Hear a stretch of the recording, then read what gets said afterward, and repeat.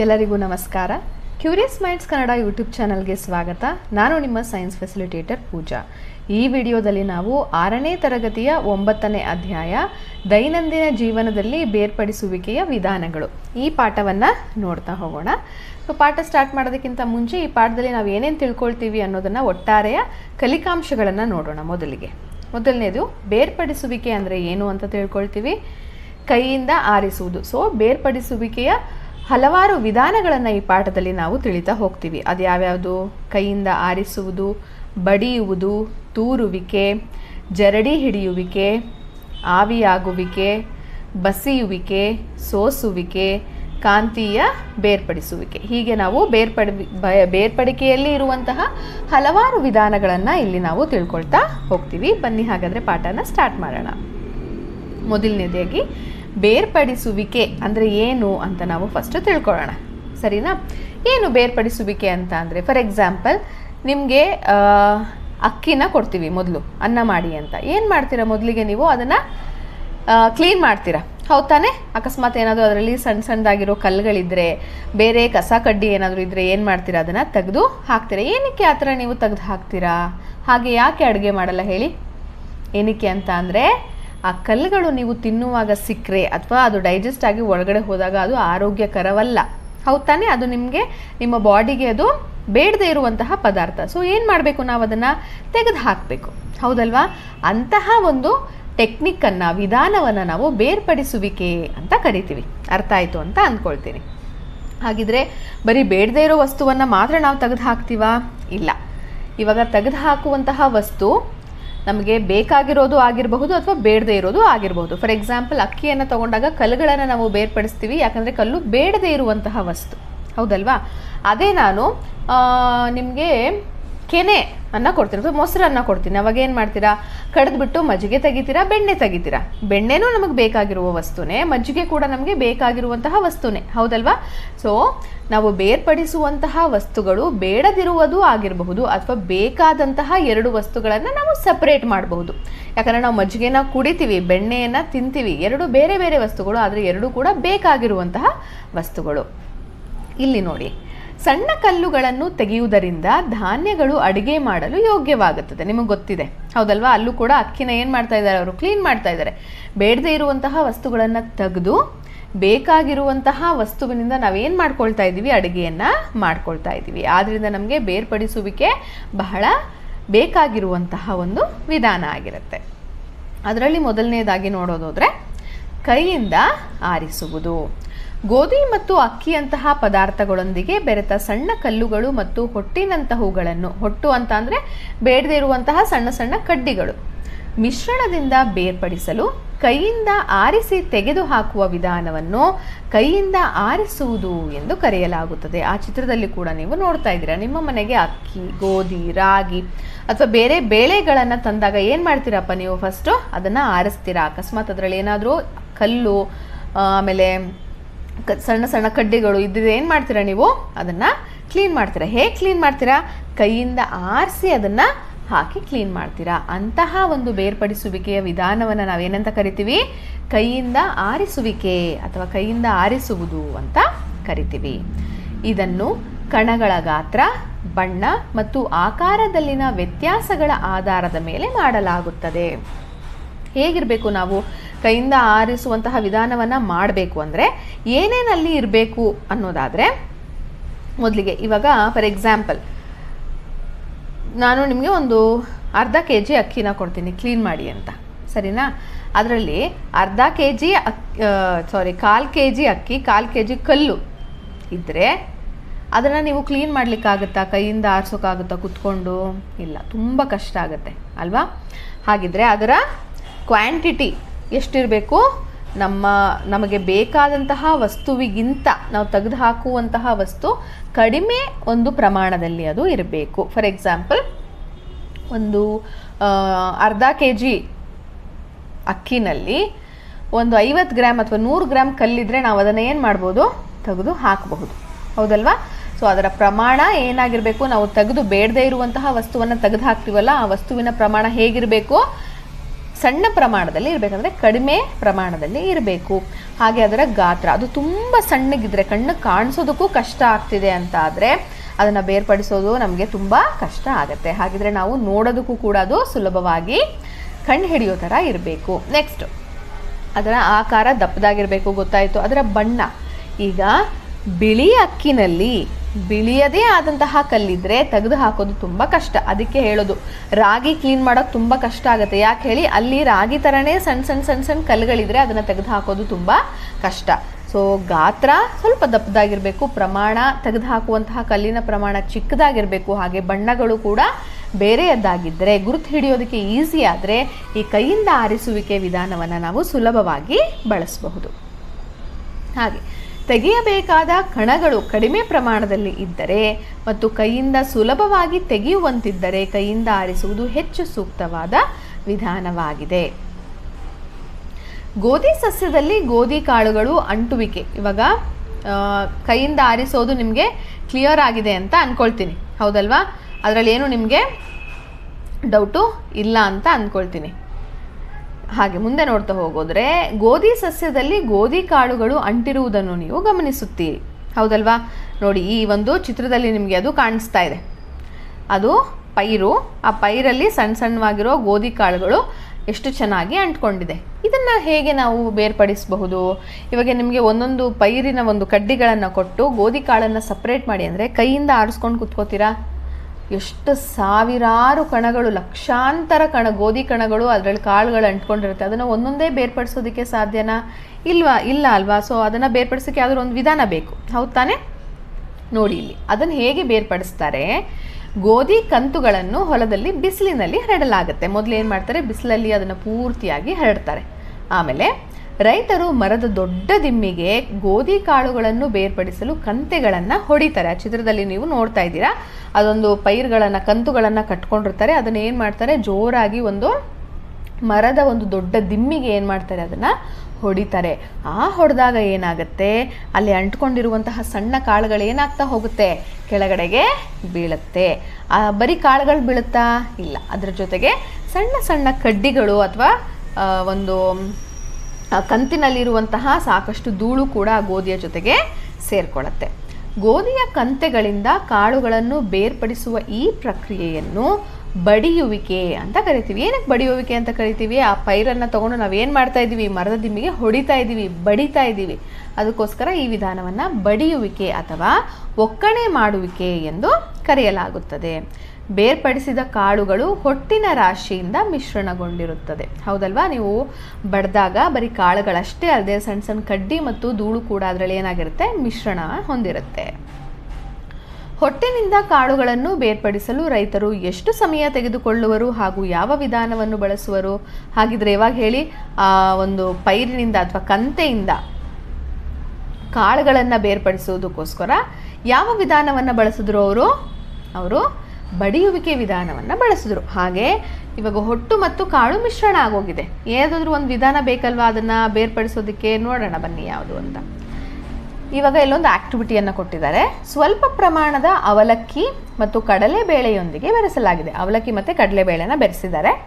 ಈ ಮಿಶ್ರಣವನ್ನು ಬೇರ್ಪಡಿಸಲು ಕೈಯಿಂದ ಆರಿಸುವ ವಿಧಾನವನ್ನು ಹೊರತುಪಡಿಸಿ ಬೇರೆ ಯಾವ ವಿಧಾನವನ್ನು ಬಳಸಬಹುದು? ಇವಾಗ ಕಡಲೆಬೇಳೆ ಅವಲಕ್ಕಿ ಮಿಕ್ಸ್ ಆಗಿರೋದನ್ನು ನಿಮ್ಗೆ ಕೊಟ್ಟರೆ ಈಸಿಯಾಗಿ ಕಡಲೆಬೇಳೆನ ಕೈಯಿಂದ ಆರಿಸಿ ಇಟ್ಬಿಡ್ತೀರಾ, ಹೌದಲ್ವಾ? ಆದರೆ ಇಲ್ಲೇನು ಹೇಳಿದ್ದಾರೆ, ಕೈಯಿಂದ ಆರಿಸುವ ವಿಧಾನವನ್ನು ಬಿಟ್ಟು ಬೇರೆ ಯಾವ ವಿಧಾನದಿಂದ ನೀವು ಕಡಲೆಬೇಳೆ ಮತ್ತು ಅಕ್ಕಿಯನ್ನು ಬೇರ್ಪಡಿಸ್ತೀರಾ ಅಂತ ನೋಡಬೇಕಲ್ವಾ? ಬನ್ನಿ, ಆಗಿದ್ರೆ ಆ ಚಟುವಟಿಕೆಯನ್ನು ನೋಡ್ಕೊಂಬರೋಣ.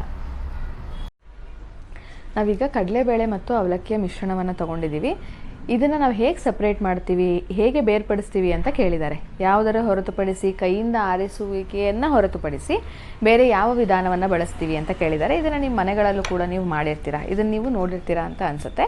ಮರ ಅಂತ ಕರಿತೀವಿ, ಹೌದಲ್ವಾ? ಏನಾದ್ರೂ ಕ್ಲೀನ್ ಮಾಡಬೇಕು ಅಂದಾಗ ನಾವು ಈ ಮರವನ್ನು ಬಳಸ್ಕೊಂಡು ಕ್ಲೀನನ್ನು ಮಾಡ್ತೀವಿ. ಸೊ ಇವಾಗ ನಾವು ಈ ಕಡಲೆಬೇಳೆ ಮತ್ತು ಅವಲಕ್ಕಿಯನ್ನು ಸಪ್ರೇಟ್ ಮಾಡಲಿಕ್ಕೂ ಕೂಡ ಈ ಮರವನ್ನು ಬಳಸ್ಬೋದು. ಏನು ಮಾಡ್ತೀನಿ, ನಾನು ಈ ಕಡಲೆಬೇಳೆ ಮತ್ತು ಅವಲಕ್ಕಿಯ ಮಿಶ್ರಣವನ್ನು ಹಾಕ್ಕೊಂಡು ಸ್ವಲ್ಪ ಏನು ಮಾಡಬೇಕು, ಇವಾಗ ಇದನ್ನು ಕೇರ್ತೀವಿ ಅಲ್ವಾ? ನೋಡಿ ಏನಾಗುತ್ತೆ ಅಂತ.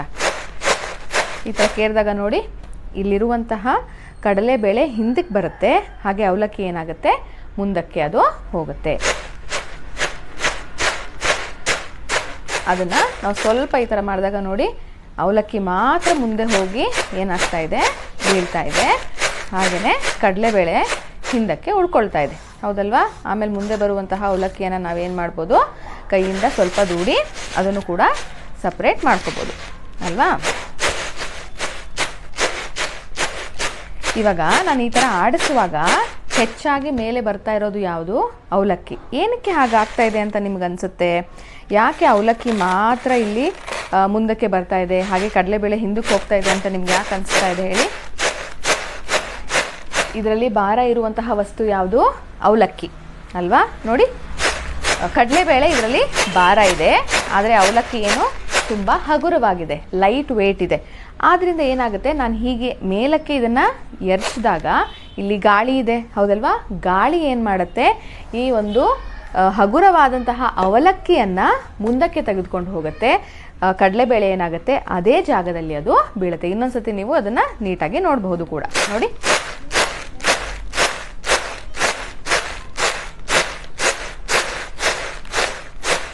ಹೌದಲ್ವಾ? ಈಗ ನೋಡಿ, ಆಲ್ಮೋಸ್ಟ್ ಇರುವಂತಹ ಅವಲಕ್ಕಿ ಏನಾಯಿತು, ಕೆಳಗಡೆಗೆ ಬಿದ್ದಿದೆ ಅಥವಾ ಮೊರದಿಂದ ಮುಂದಕ್ಕೆ ಹೋಗಿದೆ ಅಲ್ವಾ? ಹೆಚ್ಚಾಗಿರುವಂತಹ ಕಡಲೆಬೇಳೆ ಇಲ್ಲಿ ಉಳಿದಿದೆ. ಸೊ ನಾವು ಇದನ್ನು ತೂರುವಿಕೆ ವಿಧಾನ ಅಂತ ಕರಿತೀವಿ. ಮನೆಗಳಲ್ಲಿ ಈ ಥರ ಮಾಡ್ಕೊಳ್ಬಹುದು. ಆದರೆ ಹೊಲದಲ್ಲಿ ರೈತರು ಯಾವ ಥರ ಮಾಡ್ತಾರೆ ಅನ್ನೋದನ್ನು ಕೂಡ ನಾನು ನಿಮಗೆ ತೋರಿಸ್ತೀನಿ. ಆದರೆ ಎಕ್ಸಾಕ್ಟಾಗಿ ಇಲ್ಲಿ ಅದನ್ನು ವರ್ಕ್ ಆಗಲ್ಲ ಅಂತ ಅಂದ್ಕೊಳ್ತೀನಿ. ನೋಡಿ, ಇವಾಗ ಅವ್ರು ಹೇಗೆ ಬೇರ್ಪಡಿಸ್ತಾರೆ ಗೊತ್ತಾ? ಇದೇ ಥರ ಮೊರದಲ್ಲಿ ಅವರು ಹೊಟ್ಟಿನಿಂದ ತುಂಬಿದಂತಹ ಕಾಳುಗಳನ್ನು ಇಟ್ಕೊಂಡಿರ್ತಾರೆ. ಗಾಳಿ ಬರುವಂತಹ, ಇವಾಗ ಗಾಳಿ ಈ ಥರ ಬೀಸ್ತಾ ಇದೆ ಅಂತ ಅಂದರೆ ಈ ದಿಕ್ಕಿನಲ್ಲೇ ನಿಂತ್ಕೊಂಡು ಸ್ವಲ್ಪ ಹೈಟ್ ಆಗಿರೋ ಪ್ರದೇಶದಲ್ಲಿ ನಿಂತ್ಕೊಳ್ತಾರೆ. ಈ ಮೊರವನ್ನು ಏನು ಮಾಡ್ತಾರೆ, ಅವರು ಮೇಲ್ಗಡೆಗೆ ಹಿಡಿದು ಅವರು ಅದನ್ನು ಈ ರೀತಿ ಏನು ಮಾಡ್ತಾರೆ, ಅಲ್ಲಾಡಿಸ್ತಾರೆ. ಆವಾಗ ಏನಾಗುತ್ತೆ, ಅಲ್ಲಿ ಕಡಲೆಬೇಳೆಯ ಜೊತೆಗೆ ಅವಲಕ್ಕಿ ಕೂಡ ಬೀಳುತ್ತೆ. ಆದರೆ ಜೋರಾಗಿ ಗಾಳಿ ಬೀಸ್ತಾ ಇರೋದ್ರಿಂದ ಏನಾಗುತ್ತೆ, ಅವಲಕ್ಕಿ ದೂರ ಹೋಗಿ ಬೀಳುತ್ತೆ, ಹಾಗೆ ಕಡಲೆಬೇಳೆ ಏನಾಗುತ್ತೆ, ಅದೇ ಜಾಗದಲ್ಲಿ ಬೀಳುತ್ತೆ. ನಾವು ಹೊಲದಲ್ಲಿ ತಗೊಂಡ್ರೆ ಅಲ್ಲಿದ್ದಂತಹ ಹೊಟ್ಟು, ಆಯಿತಾ? ಹೊಟ್ಟು ಅಂದರೆ ಏನೂ ಅಲ್ಲ, ಅದರಲ್ಲಿರುವಂತಹ ಕಸ ಕಡ್ಡಿ, ಅದು ಗಾಳಿ, ಅದು ಹಗುರವಾಗಿರೋದ್ರಿಂದ ಗಾಳಿಯ ಮೂಲಕ ತೂರ್ಕೊಂಡು ಹೋಗಿ ಮುಂದೆ ಬೀಳುತ್ತೆ. ಅಕ್ಕಿ, ಗೋಧಿ ಕಾಳುಗಳು ಭಾರವಾಗಿರೋದ್ರಿಂದ ಏನಾಗುತ್ತೆ, ಅದು ಅದೇ ಜಾಗದಲ್ಲಿ ಬೀಳುತ್ತೆ. ಇಂತಹ ಒಂದು ವಿಧಾನವನ್ನು ನಾವೇನಂತ ಕರಿತೀವಿ, ತೂರುವಿಕೆ ಅಂತ ಕರಿತೀವಿ. ತೂರುವಿಕೆಯನ್ನು ಮಾಡುವಾಗ ಯಾವುದರ ಅವಶ್ಯಕತೆ ಬಹಳ ಇರುತ್ತೆ, ನಮಗೆ ಗಾಳಿಯ ಅವಶ್ಯಕತೆ ನಮಗೆ ಬಹಳವಾಗಿ ಇರುತ್ತೆ. ಸೊ ನಾವೀಗ ಟ್ರೈ ಮಾಡೋಣ. ಆದರೆ ಇಲ್ಲಿ ಗಾಳಿ ಅಷ್ಟು ಇಲ್ಲದೆ ಇರೋದ್ರಿಂದ ಅದು ಆಗಲ್ಲ. ಅದಕ್ಕೋಸ್ಕರನೇ ಇನ್ನೊಂದು ಕ್ವೆಶನ್ ಕೂಡ ಇದೆ ನಿಮ್ಮ ಟೆಕ್ಸ್ಟ್ ಬುಕ್ನಲ್ಲಿ. ಗಾಳಿಯ ಏನದು ಕ್ಲೋಸ್ ಆಗಿರುವಂತಹ ಕೊಠಡಿ, ಆಯಿತಾ? ಕಿಟಕಿ ಬಾಗಿಲು ಮುಚ್ಚಿರುವಂತಹ ಕೊಠಡಿನಲ್ಲೂ ಕೂಡ ನಾವು ಈ ತೂರುವಿಕೆ ವಿಧಾನವನ್ನು ಬಳಸಲಿಕ್ಕೆ ಆಗಲ್ಲ. ಯಾಕೆ ಅಂದರೆ ಗಾಳಿಯ ಅನುಪಸ್ಥಿತಿ ಇರೋದ್ರಿಂದ. ಸೊ ಈ ತೂರುವಿಕೆ ವಿಧಾನ ನಿಮಗೆ ಅರ್ಥ ಆಯಿತು ಅಂತ ಅಂದ್ಕೊಳ್ತೀನಿ ಅಲ್ವಾ? ಆ ಚಟುವಟಿಕೆಯಲ್ಲಿ ನಿಮಗೆ ಗೊತ್ತಾಯಿತು, ಗಾಳಿಯ ಒಂದು ಸಹಾಯದಿಂದ, ಗಾಳಿಯನ್ನು ಬಳಸ್ಕೊಂಡು ಏನು ಮಾಡಿದ್ರಿ ನೀವು, ಮೊರ ಮತ್ತು ಗಾಳಿಯನ್ನು ಬಳಸ್ಕೊಂಡು ಎರಡೂ ಇದ್ದಾಗ ಅಲ್ಲಿ ಕಡಲೆಬೇಳೆ ಮತ್ತು ಅವಲಕ್ಕಿಯನ್ನು ಸಪ್ರೇಟ್ ಮಾಡಿದ್ರಿ, ಹೌದಲ್ವಾ? ಬನ್ನಿ, ಮುಂದೆ ಒಂದು ಚಟುವಟಿಕೆ ಇದೆ, ನೋಡೋಣ. ಚಟುವಟಿಕೆ 9.1 ನಾವೀಗ ಅನ್ವೇಷಿಸೋಣ. ಬೀಸುವ ಗಾಳಿಯು ಭಾರವಾದ ಮತ್ತು ಹಗುರವಾದ ಘಟಕಗಳನ್ನು ಪ್ರತ್ಯೇಕಿಸುತ್ತದೆ. ಕರೆಕ್ಟ್ ಅಲ್ವಾ? ಇವಾಗ ಗಾಳಿ ಬೀಸ್ತಾ ಇದೆ ಅಂತ ಅಂದರೆ ಸ್ವಲ್ಪ ವೇಟ್ ಕಡಿಮೆ ಇರುವಂತಹ, ಹಗುರವಾಗಿರುವಂತಹ ವಸ್ತುಗಳು ಏನಾಗುತ್ತೆ, ಗಾಳಿಯಲ್ಲಿ ತೂರ್ಕೊಂಡು ಹೋಗುತ್ತೆ. ಭಾರವಾದಂತಹ ವಸ್ತುಗಳು ಒಂದೇ ಕಡೆ ಅದು ಬೀಳುತ್ತೆ. ಹಾಗೆಯೇ ಕಾಳುಗಳನ್ನು ಹೊಟ್ಟುಗಳಿಂದ ಬೇರ್ಪಡಿಸಲು ಸಾಂಪ್ರದಾಯಿಕವಾಗಿ ಮಿಶ್ರಣದಲ್ಲಿನ ಭಾರವಾದ ಮತ್ತು ಹಗುರವಾದ ಘಟಕಗಳನ್ನು ಪ್ರತ್ಯೇಕಿಸಲು ಮೊರವನ್ನು ಬಳಸ್ತಾರೆ. ಆ ಚಿತ್ರದಲ್ಲಿ ನೋಡ್ತಾ ಇದ್ದೀರಾ, ಆ್ಯಂಡ್ ನೀವು ಆಕ್ಟಿವಿಟಿಯಲ್ಲಿ ಕೂಡ ನೋಡಿದ್ರಿ, ನಿಮ್ಮ ಮನೆಗಳಲ್ಲೂ ಕೂಡ ಈ ಮೊರವನ್ನು ಬಳಸ್ತಾರೆ ಅಲ್ವಾ? ಆ ಮೊರದಲ್ಲಿ ಬಳಸಿ ನಾವು ಅದನ್ನು ಈ ಥರ ಕೇರಿದಾಗ ಏನಾಗುತ್ತೆ, ಹಗುರವಾಗಿರುವಂತಹ ಘಟಕಗಳೆಲ್ಲ ಮುಂದೆ ಹೋಗುತ್ತೆ, ಭಾರವಾಗಿರೋದೆಲ್ಲ ಹಿಂದೆ ಉಳ್ಕೊಳ್ಳುತ್ತೆ. ಅಂತಹ ವಿಧಾನವನ್ನು ನಾವು ತೂರುವಿಕೆ ಅಂತ ಕರಿತೀವಿ. ಆ್ಯಕ್ಚುಲಿ ತೂರುವಿಕೆನಲ್ಲಿ ಹೇಗೆ ಮಾಡ್ತಾರೆ ಹೊಲಗಳಲ್ಲಿ ಅನ್ನೋದನ್ನು ಇವಾಗ ನೋಡೋಣ ನಾವು. ರೈತರು ಕಾಳುಗಳನ್ನು ತುಂಬಿರುವ ಮೊರವನ್ನು ಮಾರುತ ಅಥವಾ ಗಾಳಿಯ ಚಲನೆಯ ದಿಕ್ಕಿನಲ್ಲಿ ಆಡಿಸ್ತಾರೆ. ಅಂದರೆ ಏನು ಮಾಡ್ತಾರೆ, ಮೊರನ ಅವರು ಹಿಡ್ಕೊಂಡು ಗಾಳಿ ಯಾವ ದಿಕ್ಕಿನಲ್ಲಿ ಬೀಸ್ತಾ ಇರುತ್ತಲ್ವ ಆ ದಿಕ್ಕಿನಲ್ಲಿ ಮೊರವನ್ನು ಹಿಡ್ಕೊಂಡಿರ್ತಾರೆ. ಇಲ್ಲಿ ನೋಡಿ ಕಾಣಿಸ್ತಾ ಇದೆಯಲ್ಲ, ಆ ರೀತಿಯಾಗಿ. ಈ ಚಿತ್ರದಲ್ಲೂ ಕೂಡ ನೀವು ಕ್ಲಿಯರ್ ಆಗಿ ನೋಡಬಹುದು. ಸೊ ಈ ಗಾಳಿ ಇವಾಗ ಈ ದಿಕ್ಕಲ್ಲಿ ಬೀಸ್ತಾ ಇದೆ ಅನ್ನೋದಾದರೆ ನಾವು ಈ ದಿಕ್ಕಲ್ಲಿ ಇಟ್ಕೊಂಡು ಆ ಮೊರವನ್ನು ಅಲ್ಲಾಡಿಸಿದಾಗ ಏನಾಗುತ್ತೆ, ಅಲ್ಲಿದ್ದಂತಹ ಹಗುರವಾದ ವಸ್ತುಗಳು ದೂರ ಹೋಗಿ ಬೀಳುತ್ತೆ, ಹಾಗೆ ಭಾರವಾದಂತಹ ವಸ್ತುಗಳು ಅದೇ ಜಾಗದಲ್ಲಿ ಬೀಳುತ್ತೆ. ಸೊ ತೂರುವಿಕೆ ವಿಧಾನವನ್ನು ಬಳಸುವಾಗ ಯಾವ ರೀತಿಯ ಮಿಶ್ರಣ ನಿಮಗೆ ಇರಬೇಕು, ಹಗುರವಾಗಿರುವಂತಹ ಹಾಗೂ ಭಾರವಾಗಿರುವಂತಹ ವಸ್ತುಗಳ ಮಿಶ್ರಣ ಇದ್ದಾಗ ನಾವು ತೂರುವಿಕೆಯ ವಿಧಾನವನ್ನು ಬಳಸಬಹುದು.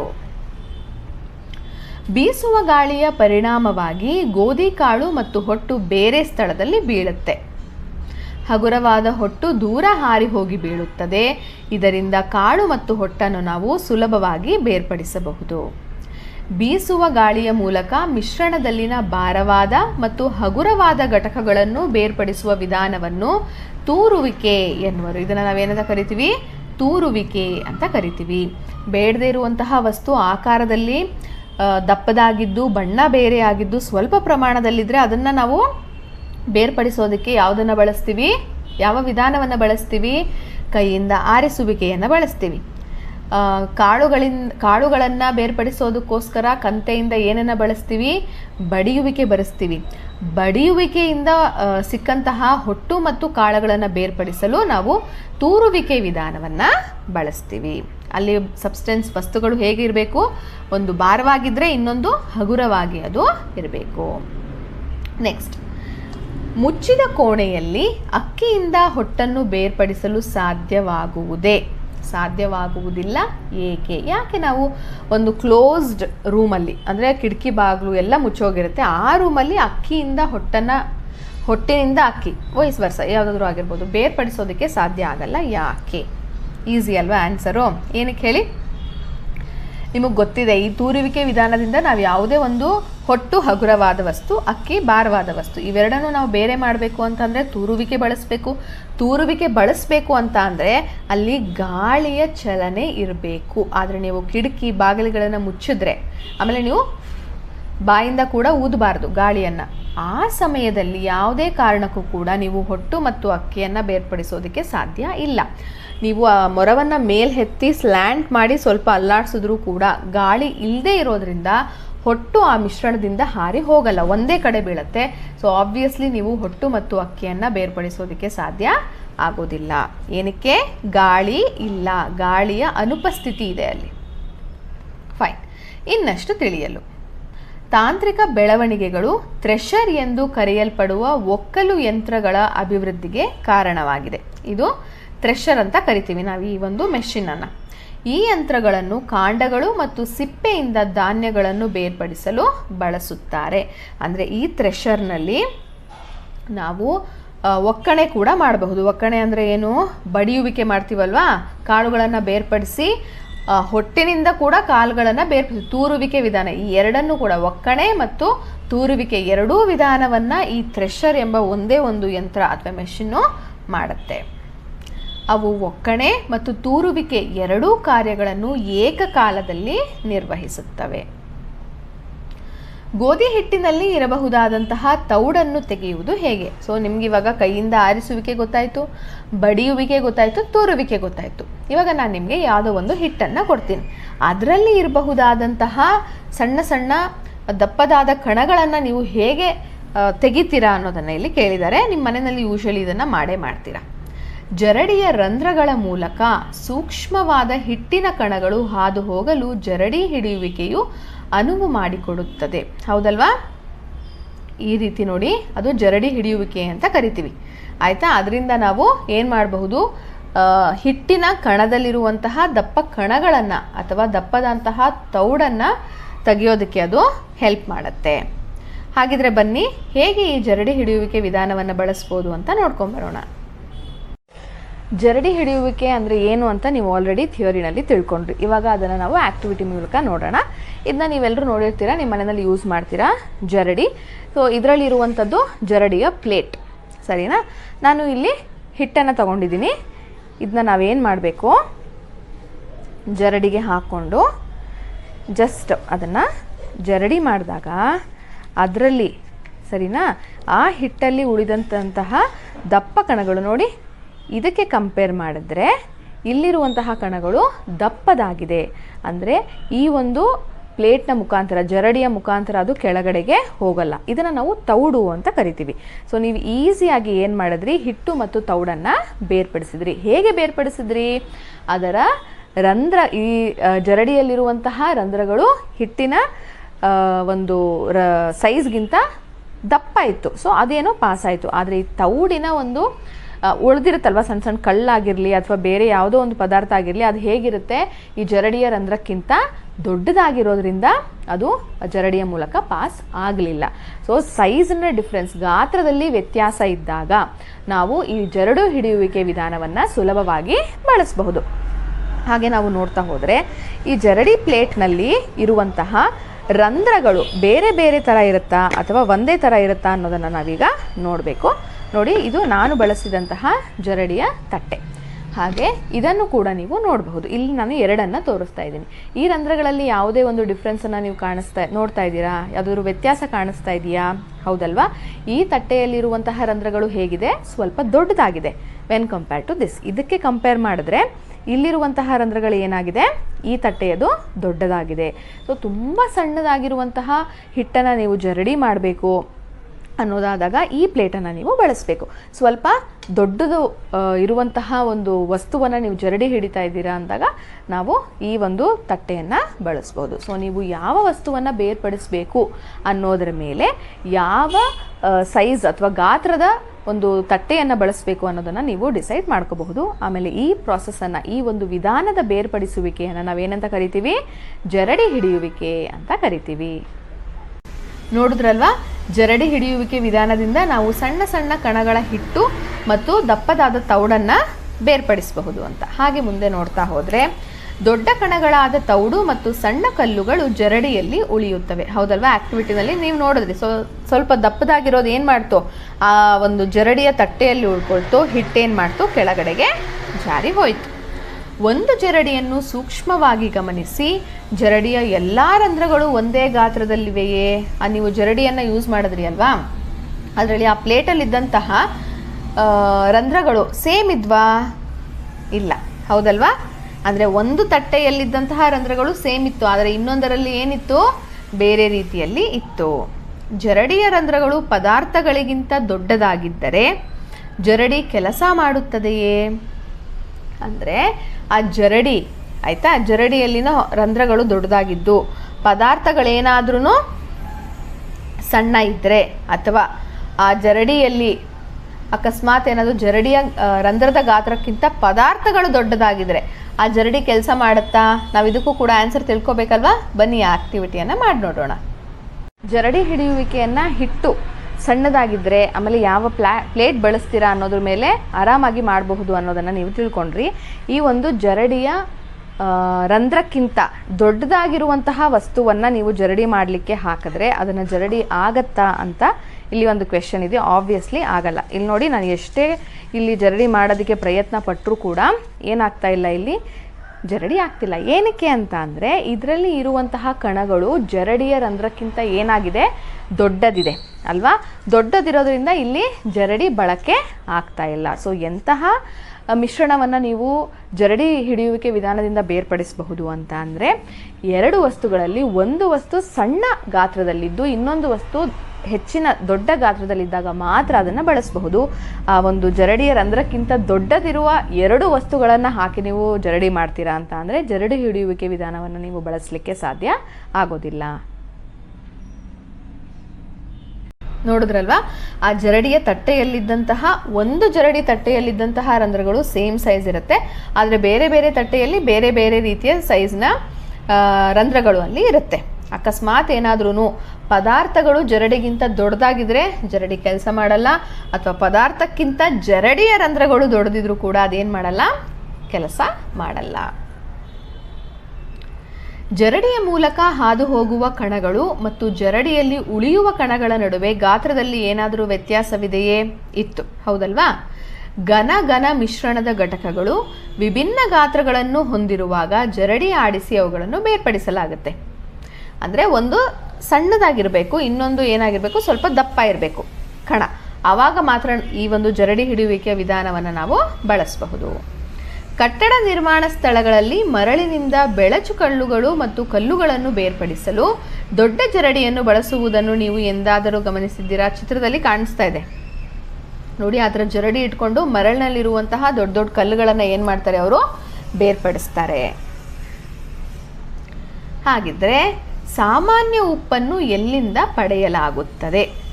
ನೀವು ತಿಂತೀರಲ್ವಾ ಕಾಮನ್ ಸಾಲ್ಟು, ಅದನ್ನು ಎಲ್ಲಿಂದ ಪಡಿತಾರೆ? ಸಮುದ್ರದ ನೀರು, ಅದು ಫಸ್ಟು ಸಮುದ್ರದ ನೀರಿನಿಂದ. ಸಮುದ್ರದ ನೀರು ಲವಣಗಳು ಮತ್ತು ನೀರಿನಲ್ಲಿ ವಿಲೀನಗೊಂಡಿರುವ ಇತರ ಅನೇಕ ಪದಾರ್ಥಗಳ ಮಿಶ್ರಣವಾಗಿದೆ. ಲವಣ ಅಂದರೆ ಉಪ್ಪು, ಸರಿನಾ? ಸೊ ಸಮುದ್ರದಲ್ಲಿ ಏನೇನಿರುತ್ತೆ, ಲವಣ ಇರುತ್ತೆ ಮತ್ತು ಸಾಕಷ್ಟು ಬೇರೆ ಪದಾರ್ಥಗಳು ಅಲ್ಲಿ ಇರುತ್ತೆ. ಉಪ್ಪನ್ನು ಪಡೆಯಲು ಸಮುದ್ರದ ನೀರನ್ನು ಹೆಚ್ಚು ಆಳವಿಲ್ಲದ ಹೊಂಡಗಳಲ್ಲಿ ಸಂಗ್ರಹವಾಗುತ್ತದೆ ಮತ್ತು ಸೂರ್ಯನ ಬಿಸಿಲಿಗೆ ಗಾಳಿಗೆ ಅದನ್ನು ಒಡ್ಡಲಾಗುತ್ತೆ. ಏನು ಮಾಡ್ತಾರೆ, ಸಮುದ್ರದ ತೀರದಲ್ಲಿ ಒಂದು ಸ್ವಲ್ಪ ಹೊಂಡ ತೆಗಿತಾರೆ, ಚಿಕ್ಕದಾದಂತಹ ಜಾಗ. ಅದರಲ್ಲಿ ಏನಾಗುತ್ತೆ, ನೀರು ಹೋಗಿ ನಿಂತ್ಕೊಂಡಾಗ ಅದನ್ನು ಸೂರ್ಯನ ಬೆಳಕು ಮತ್ತು ಗಾಳಿಗೆ ಬಿಡಲಾಗತ್ತೆ. ಕೆಲವೇ ದಿನಗಳಲ್ಲಿ ಏನಾಗೋಗುತ್ತೆ, ಆ ನೀರಿರೋದೆಲ್ಲ ಆವಿಯಾಗುತ್ತೆ. ನೀವು ಲಾಸ್ಟ್ ಚಾಪ್ಟ್ರಲ್ಲಿ ನೀರಿನ ಸ್ಥಿತಿಗಳು ಅದರಲ್ಲಿ ಓದಿದ್ದೀರಾ, ಹೌದಲ್ವಾ? ಬಿಸಿಲು ಹಾಗೂ ಗಾಳಿಗೆ ನೀರು ಏನಾಗ್ತಾ ಹೋಗುತ್ತೆ, ಆವಿ ಆಗ್ತಾ ಹೋಗುತ್ತೆ. ನೀರು ಆವಿ ಆದಾಗ ಅದರಲ್ಲಿ ಏನು ಉಳಿಯುತ್ತೆ, ಅಲ್ಲಿ ಘನ ಮಿಶ್ರಣ ಉಳಿಸಿ ನೀರು ಸಂಪೂರ್ಣವಾಗಿ ಆವಿಯಾಗುತ್ತದೆ. ಸೊ ಆವೀಕರಣ ಪ್ರಕ್ರಿಯೆಯಿಂದ ನಾವು ಈ ಸಮುದ್ರದಿಂದ ಏನನ್ನು ತಗೊಳ್ತಾ ಇದ್ದೀವಿ, ಉಪ್ಪನ್ನು ಪಡ್ಕೊಳ್ತಾ ಇದ್ದೀವಿ. ಮತ್ತಷ್ಟು ಶುದ್ಧೀಕರಣದ ಮೂಲಕ ಈ ಮಿಶ್ರಣ ಸಾಮಾನ್ಯ ಉಪ್ಪನ್ನು ಪಡೆಯಲಾಗುತ್ತದೆ. ಸೊ ಅಲ್ಲಿ ಸಿಕ್ಕಿರುವಂತಹ ಸಾಲಿಡ್ ಅಥವಾ ಘನವಸ್ತುವನ್ನು ತಗೊಂಡು ಅದನ್ನು ನಾವು ಫರ್ದರ್ ಶುದ್ಧೀಕರಣ ಮಾಡಿದಾಗ, ಪ್ಯೂರಿಫಿಕೇಷನ್ ಮಾಡಿದಾಗ ನಮಗೆ ನಾವು ಅಡುಗೆಯಲ್ಲಿ ಬಳಸುವಂತಹ ಉಪ್ಪು ಸಿಗುತ್ತೆ. ಆ ಚಿತ್ರದಲ್ಲಿ ನೀವು ನೋಡ್ತಾ ಇದ್ದೀರಾ ಅದನ್ನು. ಚಟುವಟಿಕೆ 9.2 ನಾವೀಗ ಅವಲೋಕಿಸೋಣ ಮತ್ತು ರಚಿಸೋಣ. ಇಲ್ಲಿ ನೋಡಿ, ಇದು ಒಂದು ಇಂಟ್ರೆಸ್ಟಿಂಗ್ ಆ್ಯಕ್ಟಿವಿಟಿ. ಒಣಗಿಸುವ ಮೊದಲು ಹೇಗಿತ್ತು, ಆಮೇಲೆ ಅದು ಒಣಗಿಸಿದ ನಂತರ ಚಿತ್ರ ಹೇಗೆ ಬಂತು, ಇದು ಉಪ್ಪಿನ ನೀರಿನ ಯೂಸ್ ಮಾಡಿಕೊಂಡು ನಾವು ಮಾಡಿರುವಂತಹ ಆ್ಯಕ್ಟಿವಿಟಿ. ಬನ್ನಿ ಇದನ್ನು ಹೇಗೆ ಮಾಡೋದು ನೋಡ್ಕೊಂಬರೋಣ. ಸಮುದ್ರದಿಂದ ಉಪ್ಪನ್ನು ಬೇರ್ಪಡಿಸೋದು ಹೇಗೆ ಅಂತ ನಿಮಗೆ ಆಲ್ರೆಡಿ ಎಕ್ಸ್ಪ್ಲೇನ್ ಮಾಡಿದೆ ಅಲ್ವಾ? ಸೂರ್ಯನ ಬಿಸಿಲಿಗೆ ಏನಾಗುತ್ತೆ, ನೀರು ಆವಿಯಾಗತ್ತೆ, ಹಾಗೆ ಅಲ್ಲಿ ತಳದಲ್ಲಿ ಉಪ್ಪು ಉಳ್ಕೊಳ್ಳುತ್ತೆ. ಆ ಒಂದು ಪ್ರಾಸೆಸನ್ನು ನಾವು ಇಲ್ಲೂ ಕೂಡ ಮಾಡಿ ನೋಡೋಣ. ನಾನೇನು ಮಾಡ್ತೀನಿ, ಒಂದು ಲೋಟಕ್ಕೆ ಸ್ವಲ್ಪ ನೀರನ್ನು ತಗೊಳ್ತೀನಿ. ಈ ನೀರಿಗೆ ನಾನು ಸ್ವಲ್ಪ ಉಪ್ಪನ್ನು ಆ್ಯಡ್ ಮಾಡ್ತಾಯಿದ್ದೀನಿ. ಉಪ್ಪನ್ನು ಆ್ಯಡ್ ಮಾಡಿ ಅದು ಕಂಪ್ಲೀಟಾಗಿ ಕರಗೋವರೆಗೂ ಅದನ್ನು ಕೈ ಆಡಿಸ್ಬೇಕು. ಅದು ಕಂಪ್ಲೀಟಾಗಿ ಕರಗಿದ ಮೇಲೆ ಅದರಿಂದ ಏನು ಮಾಡಬೇಕು, ನೀವು ಒಂದು ಹನಿಯಷ್ಟು ನೀರನ್ನು ತಗೊಂಡು, ಇಲ್ಲಿ ನಾನು ಆಲ್ರೆಡಿ ಒಂದು ಡಾರ್ಕ್ ಕಲರ್ ಶೀಟ್ ತೊಗೊಂಡಿದ್ದೀನಿ, ಸರಿನಾ, ಬ್ಲ್ಯಾಕ್ ಕಲರ್ದು. ಈ ಉಪ್ಪಿನ ನೀರಿನ ಹನಿಗಳನ್ನು ಇದ್ರ ಮೇಲೆ ಹಾಕಿ ಅದನ್ನು ಜಸ್ಟ್ ಸ್ವಲ್ಪ ಈ ಥರ ಸ್ಪ್ರೆಡ್ ಮಾಡಿ ಏನು ಮಾಡಬೇಕು, ಇದು ಕಂಪ್ಲೀಟಾಗಿ ಡ್ರೈ ಆಗೋದಕ್ಕೆ ನೀವು ಇಡಬೇಕು. ಬಿಸಿಲಲ್ಲಿ ಅಥವಾ ಗಾಳಿನಲ್ಲಿ ಏನು ಮಾಡ್ಬೋದು, ಇದನ್ನು ಕಂಪ್ಲೀಟಾಗಿ ಡ್ರೈ ಮಾಡ್ಬೋದು. ಸೊ ಇದನ್ನು ಡ್ರೈ ಇಟ್ಟು ಬಿಸಿಲಿಗೆ ಇಟ್ಟು ಒಣಗಿದ ನಂತರ ಹೇಗೆ ಕಾಣಿಸುತ್ತೆ ಅನ್ನೋದನ್ನು ನಾನು ನಿಮಗೆ ತೋರಿಸ್ತೀನಿ. ನೋಡಿ, ಈಗ ನಾನು ಹಾಕಿದಂತಹ ನೀರು ಕಂಪ್ಲೀಟಾಗಿ ಡ್ರೈ ಆಗಿದೆ. ಇಲ್ಲೊಂದು ಸ್ವಲ್ಪ ನೀರಿನ ಹನಿ ಉಳಿದಿದೆ, ಅದು ಬಿಟ್ಟರೆ ಕಂಪ್ಲೀಟ್ ಇಲ್ಲಿದ್ದಂತಹ ನೀರು ಕಂಪ್ಲೀಟಾಗಿ ಡ್ರೈ ಆಗೋಗಿದೆ. ಡ್ರೈ ಆಗಿದೆ ಅಂದರೆ ಎಲ್ಲಿ ಹೋಗಿದೆ, ಅದು ಆವಿಯಾಗಿ ಹೋಗಿದೆ. ನೀರು ಮಾತ್ರ ಆವಿಯಾಗಿದೆ, ಆದರೆ ಅದರಲ್ಲಿ ಕರಗಿದಂತಹ ಉಪ್ಪು ಏನಾಗಿದೆ, ಈ ಒಂದು ಪೇಪರಿಗೆ ಅಂಟ್ಕೊಂಡಿದೆ. ಸೊ ಆವಿಕರಣ ಪ್ರಕ್ರಿಯೆಯಿಂದ ಏನಾಯಿತು, ನೀರು ಆವಿ ಆಯಿತು, ಆದರೆ ಅದರಲ್ಲಿನ ಉಪ್ಪು ತಳದಲ್ಲಿ ಉಳ್ಕೊಂಡಿದೆ. ನೋಡಿದ್ರಲ್ವಾ, ಉಪ್ಪಿನ ದ್ರಾವಣದಿಂದ ಅದು ಒಣಗಿದ ನಂತರ ಆವಿಕರಣ ಪ್ರಕ್ರಿಯೆ ಆದಮೇಲೆ ಅಲ್ಲಿ ನಿಮಗೆ ಯಾವ ಥರ ಉಪ್ಪು ದೊರಕ್ತು ಅಂತ. ಬನ್ನಿ, ಬೇಸಿಗೆಯಲ್ಲಿ ನೀವು ಧರಿಸಿರುವ ಗಾಢ ಬಣ್ಣದ ಬಟ್ಟೆಗಳ ಮೇಲೆ ಬಿಳಿ ಕಲೆಯನ್ನು ನೀವು ಎಂದಾದರೂ ಗಮನಿಸಿದ್ದೀರಾ? ಈ ಕಲೆಗಳು ಹೇಗೆ ಉಂಟಾದವು? ಅಲ್ಲಿ ನೀವು ಚಿತ್ರದಲ್ಲೂ ಕೂಡ ನೋಡ್ತಾ ಇದ್ದೀರಾ. ಆ ಡ್ರೆಸ್ ಮೇಲೆ ಈ ಕಂಕುಳಿನ ಭಾಗದಲ್ಲಿ ತುಂಬ ಬೆವರಿ ಆದಮೇಲೆ, ಅದು ಒಣಗಾದಮೇಲೆ ಅಲ್ಲಿ ಬಿಳಿ ಬಣ್ಣದ ಪ್ಯಾಚಸ್, ವೈಟ್ ಪ್ಯಾಚಸ್ ಅಥವಾ ಯೆಲ್ಲೋ ಕಲರ್ ಪ್ಯಾಚಸ್ಸನ್ನು ನೀವು ನೋಡ್ತೀರಾ. ಅದು ಯಾಕೆ ಬರುತ್ತೆ ನೋಡಿ, ಬೆವರು ಆಯಿತಾ. ನಿಮ್ಗೆ ಇಲ್ಲಿ ಮುಖದ ಮೇಲೆ ಎಲ್ಲಾದರೂ ಬಂದಾಗ ಅಕಸ್ಮಾತ್ ನಾನು ಅಪ್ಪಿ ಟೇಸ್ಟ್ ಮಾಡಿದರೆ ಅದು ಯಾವ ಥರ ಇರುತ್ತೆ ಹೇಳಿ, ಯಾವ ಟೇಸ್ಟ್ ಇರುತ್ತೆ, ಅದಕ್ಕೆ ಉಪ್ಪಾಗಿರುತ್ತೆ, ಹೌದಲ್ವಾ? ಕರೆಕ್ಟ್ ತಾನೆ? ಹಾಗಿದ್ರೆ ನೀವು ಬೆವರಿದಾಗ, ಬೆವರು ಪೂರ್ತಿ ಆ ಬಟ್ಟೆ ಹೀರ್ಕೊಂಡಿರುತ್ತೆ, ಬೆವರನ್ನು ನೀವು ಒಣಗಿ ಹಾಕಿದಾಗ ಆ ನೀರೆಲ್ಲ ಆವಿಕರಣ ಆಗಿ ಹೋಗುತ್ತೆ. ಹಾಗಿದ್ರೆ ಆ ಬಟ್ಟೆನಲ್ಲಿ ಉಳಿದಿರೋದೇನು, ಉಪ್ಪು, ಹೌದಲ್ವಾ? ಆ ಉಪ್ಪು ಅಲ್ಲಿ ಬಿಳಿ ಬಿಳಿ ಬಣ್ಣದ ಪ್ಯಾಚಸ್ಸನ್ನು ಒಂದು ಕಲೆ ಥರ ಅಲ್ಲಿ ಬಿಟ್ಟಿರುತ್ತೆ. ಸೊ ಅಲ್ಲಿರೋದು ಏನು ಹಾಗಿದ್ರೆ ಉಪ್ಪು. ನಿಮಗಿದು ಗೊತ್ತೇ. ಆಯುರ್ವೇದ ಎಂದು ಕರೆಯಲಾಗುವ ಸಮಗ್ರ ಆರೋಗ್ಯ ಮತ್ತು ಔಷಧದ ಸಾಂಪ್ರದಾಯಿಕ ಭಾರತೀಯ ವ್ಯವಸ್ಥೆಯಲ್ಲಿ ಗಿಡಮೂಲಿಕೆಗಳು ಅಥವಾ ಸಸ್ಯಗಳ ಭಾಗಗಳನ್ನು ಪರಿಹಾರಗಳಾಗಿ ಸೂಚಿಸಲಾಗುತ್ತದೆ. ಇವಾಗೆಲ್ಲರೂ ಕೂಡ ಆಯುರ್ವೇದಿಕ್ ಮೆಡಿಸಿನ್ಸ್ಗೆ ಹೋಗ್ತಾರೆ. ಅಲ್ಲಿ ಏನು ಕೆಮಿಕಲ್ಸ್ನ ಯೂಸ್ ಮಾಡಲ್ಲ. ನಮ್ಮ ಸಸ್ಯಗಳಲ್ಲಿ ಇರುವಂತಹ ಹಲವಾರು ಭಾಗಗಳಲ್ಲಿನ ಔಷಧಿ ಗುಣಗಳನ್ನು ಇಟ್ಕೊಂಡು ಅವ್ರು ಏನು ಮಾಡ್ತಾರೆ, ಅದನ್ನೇ ಒಂದು ಮೆಡಿಸಿನ್ ಥರ ಕೊಡ್ತಾರೆ. ವಿವಿಧ ಔಷಧೀಯ ಸಸ್ಯಗಳ ಬೇರುಗಳು, ಎಲೆಗಳು, ಹೂವುಗಳು ಅಥವಾ ಬೀಜಗಳಂತಹ ಈ ಪದಾರ್ಥಗಳನ್ನು ಹೆಚ್ಚಾಗಿ ನೆರಳಿನಲ್ಲಿ ಒಣಗಿಸಲಾಗುತ್ತೆ. ಈ ಬೇರು, ಎಲೆ, ಕಾಂಡ, ಅದರ ಯಾವುದೇ ಒಂದು ಭಾಗ ಆಗಿರಲಿ, ನಾವು ಔಷಧಿಯನ್ನು ತಯಾರಿಸ್ತಾ ಇದ್ದೀವಿ ಅಂದರೆ ಅವರು ಬಿಸಿಲಲ್ಲಿ ಅದನ್ನು ಒಣಗಿಸಲ್ಲ, ಬದಲಿಗೆ ಅದನ್ನು ನೆರಳಿನಲ್ಲಿ ಒಣಗಿಸ್ತಾರೆ. ಈ ಅಭ್ಯಾಸವು ಔಷಧದ ಪ್ರಮುಖ ಭಾಗವನ್ನು ಬಿಟ್ಟು ಹೆಚ್ಚುವರಿ ನೀರಿನ ಆವಿಕರಣವನ್ನು ಸುಗಮಗೊಳಿಸುತ್ತೆ. ಅಂದರೆ ಇವಾಗ ಬಿಸಿಲಲ್ಲಿ ಇಟ್ಬಿಟ್ರೆ ನಮಗೆ ಬೇಕಾಗಿರುವಂತಹ ಪದಾರ್ಥಗಳು ಕೂಡ ಬಿಸಿಲಿಗೆ ಹೊರಟೋಗ್ಬಿಡ್ಬೋದು ಅಥವಾ ಆವಿ ಆಗಬಹುದು. ಅದೇ ನೀವು ಒಂದು ನೆರಳಲ್ಲಿ ಒಣಗಿಸಿದಾಗ ನೆರಳಿನಲ್ಲೂ ಕೂಡ ಆವಿಕರಣ ಆಗೇ ಆಗುತ್ತೆ ಅಲ್ವಾ. ಆದರೆ ಎಷ್ಟು ಬೇಕೋ ಅಷ್ಟು ಮಾತ್ರ ನೀರು ಏನಾಗುತ್ತೆ, ಅದರಲ್ಲಿಂದ ಆವಿ ಆಗುತ್ತೆ. ಬೇರೆ ವಸ್ತುಗಳು ಆ ಒಂದು ಸಸ್ಯದ ಭಾಗಗಳಲ್ಲಿನೇ ಉಳ್ಕೊಳ್ಳುತ್ತೆ. ನೆಕ್ಸ್ಟ್ ಚಟುವಟಿಕೆ 9.3 ನಾವೀಗ ಪರೀಕ್ಷಿಸೋಣ. ನೋಡಿ, ಉಪ್ಪಿನ ದ್ರಾವಣವನ್ನು ಹೊಂದಿರುವ ಚೀನಾ ಪಾತ್ರೆಯನ್ನು ಕಾಯಿಸುತ್ತಿರುವುದು. ಸೊ ಇಲ್ಲೇನು ಮಾಡಿದ್ದಾರೆ, ಉಪ್ಪಿನ ದ್ರಾವಣವನ್ನು ತೆಗೆದುಕೊಂಡಿದ್ದಾರೆ, ಅದನ್ನು ಬೆಂಕಿ ಹಾಕಿ ಒಂದು ಚೀನಾ ಪಾತ್ರೆಯಲ್ಲಿ ಇಟ್ಟು ಕಾಯಿಸಿದಾಗ ನಮಗೆ ಏನು ಸಿಗುತ್ತೆ ಅದನ್ನು ನಾವು ನೋಡಬೇಕಲ್ವಾ. ಬನ್ನಿ, ಅದಕ್ಕೂ ಕೂಡ ಒಂದು ಆ್ಯಕ್ಟಿವಿಟಿ ಇದೆ. ನೆಕ್ಸ್ಟ್ ನೋಡಿ, ಉಪ್ಪು ಮತ್ತು ನೀರು ಈ ಎರಡನ್ನೂ ಮರಳಿ ಪಡೆಯುವ ಯಾವುದಾದರೂ ವಿಧಾನವಿದೆಯೇ? ಅದನ್ನು ಕೂಡ ನಾವೀಗ ಮಾಡಿ ನೋಡಬೇಕು. ಅಂದರೆ ಉಪ್ಪಿನ ನೀರಿದೆ ಸರಿನಾ, ಅದರಲ್ಲಿ ನೀವು ಆವಿಕರಣ ಪ್ರಕ್ರಿಯೆ ಮಾಡಿದಾಗ ನಿಮಗೆ ಬರೀ ಉಪ್ಪು ಸಿಕ್ತು ಹೌದಲ್ವಾ, ಆದರೆ ನಿಮಗೆ ನೀರು ಕೂಡ ವಾಪಸ್ ಬೇಕಲ್ವಾ. ಹಾಗಿದ್ರೆ ಬನ್ನಿ ಆ ಚಟುವಟಿಕೆಯನ್ನು ಮಾಡಿ ನೋಡೋಣ. ಉಪ್ಪು ಮತ್ತು ನೀರು ಎರಡನ್ನೂ ಕೂಡ ನಾವು ಬೇರೆ ಮಾಡೋದಕ್ಕೆ ಯಾವುದಾದ್ರೂ ವಿಧಾನ ಇದೆಯಾ ಅಂತ ಕೇಳಿದ್ದಾರೆ. ನಿಮ್ಗೆ ಆಲ್ರೆಡಿ ನೀರಿನಿಂದ ಉಪ್ಪನ್ನು ಬೇರ್ಪಡಿಸೋದು ಹೇಗೆ ಅನ್ನೋದು ಗೊತ್ತಾಗಿದೆ. ಯಾವ ವಿಧಾನ? ಆವಿಕರಣ ಪ್ರಕ್ರಿಯೆಯಿಂದ ನೀವು ಅದನ್ನು ಬೇರ್ಪಡಿಸಬಹುದು. ಆದರೆ ನೀರನ್ನು ನೀವು ವಾಪಸ್ ತಗೊಳ್ಬೇಕು ಅಂತ ಅಂದರೆ ಯಾವ ಬೇರ್ಪಡಿಸುವಿಕೆ ವಿಧಾನವನ್ನು ಯೂಸ್ ಮಾಡ್ಬೋದು ನೋಡೋಣ ಬನ್ನಿ. ನಾನಿಲ್ಲಿ ಒಂದು ಪಾತ್ರೆಯಲ್ಲಿ ಸ್ವಲ್ಪ ನೀರನ್ನು ತಗೊಂಡಿದ್ದೀನಿ. ಇವಾಗ ಅದನ್ನು ಕಾಯಲಿಕ್ಕೆ ಇಡ್ತೀನಿ. ನಿಮಗೆ ಬೇಗ ತೋರಿಸ್ಬೇಕು ಅನ್ನೋದಕ್ಕೋಸ್ಕರ ನಾನು ಸ್ವಲ್ಪ ಪ್ರಮಾಣದ ನೀರನ್ನು ಮಾತ್ರ ತಗೊಂಡಿದ್ದೀನಿ. ಇದಕ್ಕೆ ನಾನು ಉಪ್ಪನ್ನು ಬೆರೆಸ್ತೀನಿ.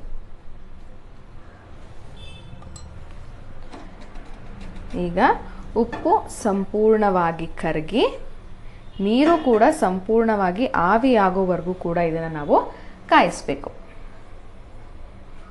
ನೋಡಿ, ಉಪ್ಪು ಅಲ್ಲಿರೋದು ಸ್ವಲ್ಪ ಸ್ವಲ್ಪ ಏನಾಗ್ತಾ ಇದೆ, ಕರಗ್ತಾ ಇದೆ ಹೌದಲ್ವಾ.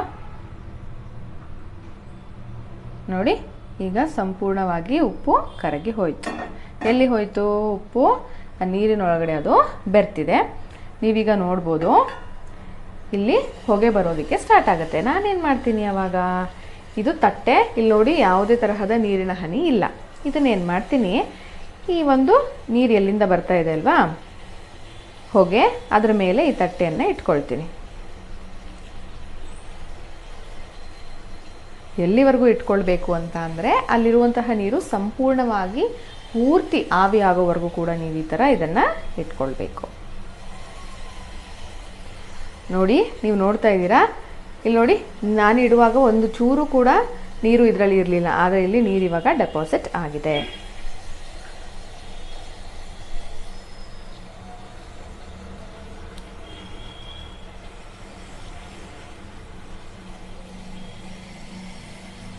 ನೋಡಿ, ನೀರು ಆವಿ ರೂಪದಲ್ಲಿ ಬಂದು ಈ ಒಂದು ತಟ್ಟೆಗೆ ತಾಕಿದಾಗ ಏನಾಗ್ತಾ ಇದೆ, ಆವಿ, ಈ ತಟ್ಟೆ ಏನಾಗಿದೆ, ಈ ಪಾತ್ರೆ ಒಳಗಿನಕ್ಕಿಂತ ಈ ತಟ್ಟೆ ಸ್ವಲ್ಪ ತಣ್ಣಗಿರುತ್ತೆ. ಆದ್ದರಿಂದ ಏನಾಗುತ್ತೆ, ಆವಿಯಲ್ಲಿದ್ದಂತಹ ನೀರು ಈ ತಟ್ಟೆ ತಣ್ಣಗಿರುವಂತಹ ಭಾಗವನ್ನು ತಾಕಿ ವಾಪಸ್ಸು ನೀರಿನ ಹನಿಗಳಾಗಿ ಇದು ಬದಲಾಗ್ತಾ ಇದೆ. ನೀವು ಆಲ್ರೆಡಿ ಲಾಸ್ಟ್ ಲೆಸನಲ್ಲಿ ತಿಳ್ಕೊಂಡಿದ್ದೀರಾ, ನೀರಾವಿ ತಂಪಾಗಿರುವಂತಹ ಮೇಲ್ಮೈಯನ್ನು ತಾಕಿದ ತಕ್ಷಣ ನೀರಿನ ಹನಿಗಳು ಮತ್ತೆ ಫಾರ್ಮ್ ಆಗುತ್ತೆ. ಅದನ್ನು ನಾವು ಸಾಂದ್ರೀಕರಣ ಅಂತ ಕರಿತೀವಿ. ಬನ್ನಿ ಇವಾಗ ನೋಡಿ, ಇದರಲ್ಲಿ ನೀರು ಆಲ್ಮೋಸ್ಟ್ ನಾನು ಸಣ್ಣ ಮಾಡಿದ್ದೆ. ನೋಡಿ, ಈ ಸುತ್ತಮುತ್ತ ಎಲ್ಲ ನೀವು ವೈಟ್ ಪ್ಯಾಚಸನ್ನು ನೋಡ್ತಾ ಇದ್ದೀರಾ. ಆವಾಗಲೇ ಅದು ಇರಲಿಲ್ಲ, ಆದರೆ ನಿಮಗೆ ಇವಾಗ ಕಾಣಿಸ್ತಾ ಇದೆ. ಯಾಕೆ ಗೊತ್ತಾ, ಬಿಳಿ ಬಿಳಿ ಕಲೆಗಳು ಕಾಣಿಸ್ತಾ ಇರೋದು? ನೀರು ಮಾತ್ರ ಇಲ್ಲಿ ನೋಡಿ, ಅಲ್ಲಿ ನೀರಿದ್ದಂಥದ್ದು ನೀರು ಆವಿ ಆಗ್ತಾ ಇರುವಾಗ ವೈಟ್ ಪ್ಯಾಚಸ್ಸು ಕೆಳಗಡೆಗೆ ಕುತ್ಕೊಳ್ತಾ ಇದೆ. ಹೌದಲ್ವಾ? ಅದೇನು ಅಂತ ನಿಮಗೆ ಗೊತ್ತಾಗ್ತಾ ಇದೆಯಾ? ಅದೇನೂ ಅಲ್ಲ, ಉಪ್ಪು. ನಾವು ಹಾಕಿದಂತಹ ಉಪ್ಪು. ಇಲ್ಲಿ ಆವಿ ಆಗೋದು ನೀರು ಮಾತ್ರ, ಆಯಿತಾ? ಉಪ್ಪು ಯಾವುದೇ ಕಾರಣಕ್ಕೂ ಆವಿ ಆಗಲ್ಲ. ಹಾಗಿದ್ರೆ ಉಪ್ಪು ಎಲ್ಲಿ ಉಳಿಯುತ್ತೆ? ಅದು ಪಾತ್ರೆ ಒಳಗಡೆನೆ ಉಳಿಯುತ್ತೆ. ಸೊ ನೋಡಿ, ಇವಾಗ ಸಂಪೂರ್ಣವಾಗಿ ನೀರೆಲ್ಲ ಕಂಪ್ಲೀಟಾಗಿ ಆವಿಯಾಗಿದೆ. ಆದರೆ ಉಪ್ಪಿನ ಕಣಗಳು ಮಾತ್ರ ಈ ಒಂದು ಅಂಚಿನಲ್ಲಿ ಪಾತ್ರೆಯ ತಳಭಾಗದಲ್ಲಿ ಉಳ್ಕೊಳ್ತು. ನೋಡಿ, ಇಲ್ಲಿ ನೀರಿನ ಹನಿಗಳು ಇಲ್ಲಿದೆ. ನೀರನ್ನು ಕೂಡ ನೀವು ಸೆಪ್ರೇಟ್ ಮಾಡಿದ್ರಿ, ಉಪ್ಪನ್ನು ಕೂಡ ನೀವು ಕಂಪ್ಲೀಟಾಗಿ ಸೆಪ್ರೇಟ್ ಮಾಡಿದ್ರಿ. ಹಾಗಿದ್ರೆ ಉಪ್ಪು ಮತ್ತು ನೀರನ್ನು ನೀವು ಯಾವ ವಿಧಾನದಿಂದ ಬೇರ್ಪಡಿಸಿದ್ರಿ? ಆವಿಕರಣ ಪ್ರಕ್ರಿಯೆಯಿಂದ ಉಪ್ಪನ್ನು ಬೇರ್ಪಡಿಸಿದ್ರಿ ಕಂಪ್ಲೀಟಾಗಿ. ನೀರು ಆವಿ ಆಗ್ತಾ ಇತ್ತು. ನೀರನ್ನು ವಾಪಸ್ಸು ಪಡಿಲಿಕ್ಕೆ ನೀವು ತಟ್ಟೆಯನ್ನು ಇಟ್ರಿ. ಸೊ ನೀರಿನ ಹನಿಗಳು ಸಾಂದ್ರೀಕರಣ ಪ್ರಕ್ರಿಯೆಯಿಂದ ಇಲ್ಲಿ ಸಪ್ರೇಟ್ ಆಗಿದೆ. ನೋಡಿದ್ರಲ್ವಾ? ಆವಿಕರಣ ಪ್ರಕ್ರಿಯೆಯಿಂದ ನಿಮಗೆ ಅಲ್ಲಿ ಉಪ್ಪು ದೊರೀತು. ಹಾಗೇನೆ ನೆಕ್ಸ್ಟು ಸಾಂದ್ರೀಕರಣ ಪ್ರಕ್ರಿಯೆಯಿಂದ ನಿಮಗೆ ಅಲ್ಲಿ ನೀರು ಕೂಡ ವಾಪಸ್ಸು ಸಿಕ್ಕಿದೆ. ಸರಿ, ಇವಾಗ ಮುಂದೆ ನೋಡೋಣ. ಅಕ್ಕಿ ಮತ್ತು ಬೇಳೆಕಾಳುಗಳನ್ನು ತೊಳೆಯಲು ಮತ್ತು ಸ್ವಚ್ಛಗೊಳಿಸಲು ಯಾವ ವಿಧಾನವನ್ನು ಬಳಸಲಾಗುತ್ತದೆ? ಇವಾಗ ನಿಮಗೆ ಅನ್ನ ಮಾಡಬೇಕು ಅಂತ ಹೇಳ್ತಾರೆ, ಸರಿನಾ? ಅಕ್ಕಿ ಕೊಟ್ಟಿರ್ತಾರೆ. ಸೊ ಫಸ್ಟು ನೀವು ಅದನ್ನು ತಕ್ಷಣವೇ ನೀರು ಹಾಕಿ ಅನ್ನಕ್ಕೆ ಇಡಲ್ಲ. ಅದನ್ನೇನು ಮಾಡ್ತೀರಾ? ಮೊದಲು ತೊಳಿತೀರಾ, ಹೌದಲ್ವಾ? ಹಾಗಿದ್ರೆ ಅದನ್ನು ತೊಳೆಯೋದಕ್ಕೆ ನೀವು ಯಾವ ವಿಧಾನವನ್ನು ಬಳಸ್ತೀರಾ ಅಂತ ಇಲ್ಲಿ ಕೇಳಿದ್ದಾರೆ. ಈ ಪ್ರಶ್ನೆಗೆ ಉತ್ತರನ ನೀವು ಕಂಡುಕೊಳ್ಬೇಕು ಅಂದರೆ ಆ ಚಟುವಟಿಕೆಯನ್ನು ಮಾಡಿ ನೋಡಬೇಕು. ಬನ್ನಿ ನೋಡೋಣ. ನಿಮ್ಮ ಮನೆಯಲ್ಲಿ ಅಕ್ಕಿಯನ್ನು ಯಾವ ರೀತಿ ವಾಶ್ ಮಾಡ್ತಾರೆ ಅಂತ ಕೇಳಿದರು ಅಲ್ವಾ? ಕಾಮನ್.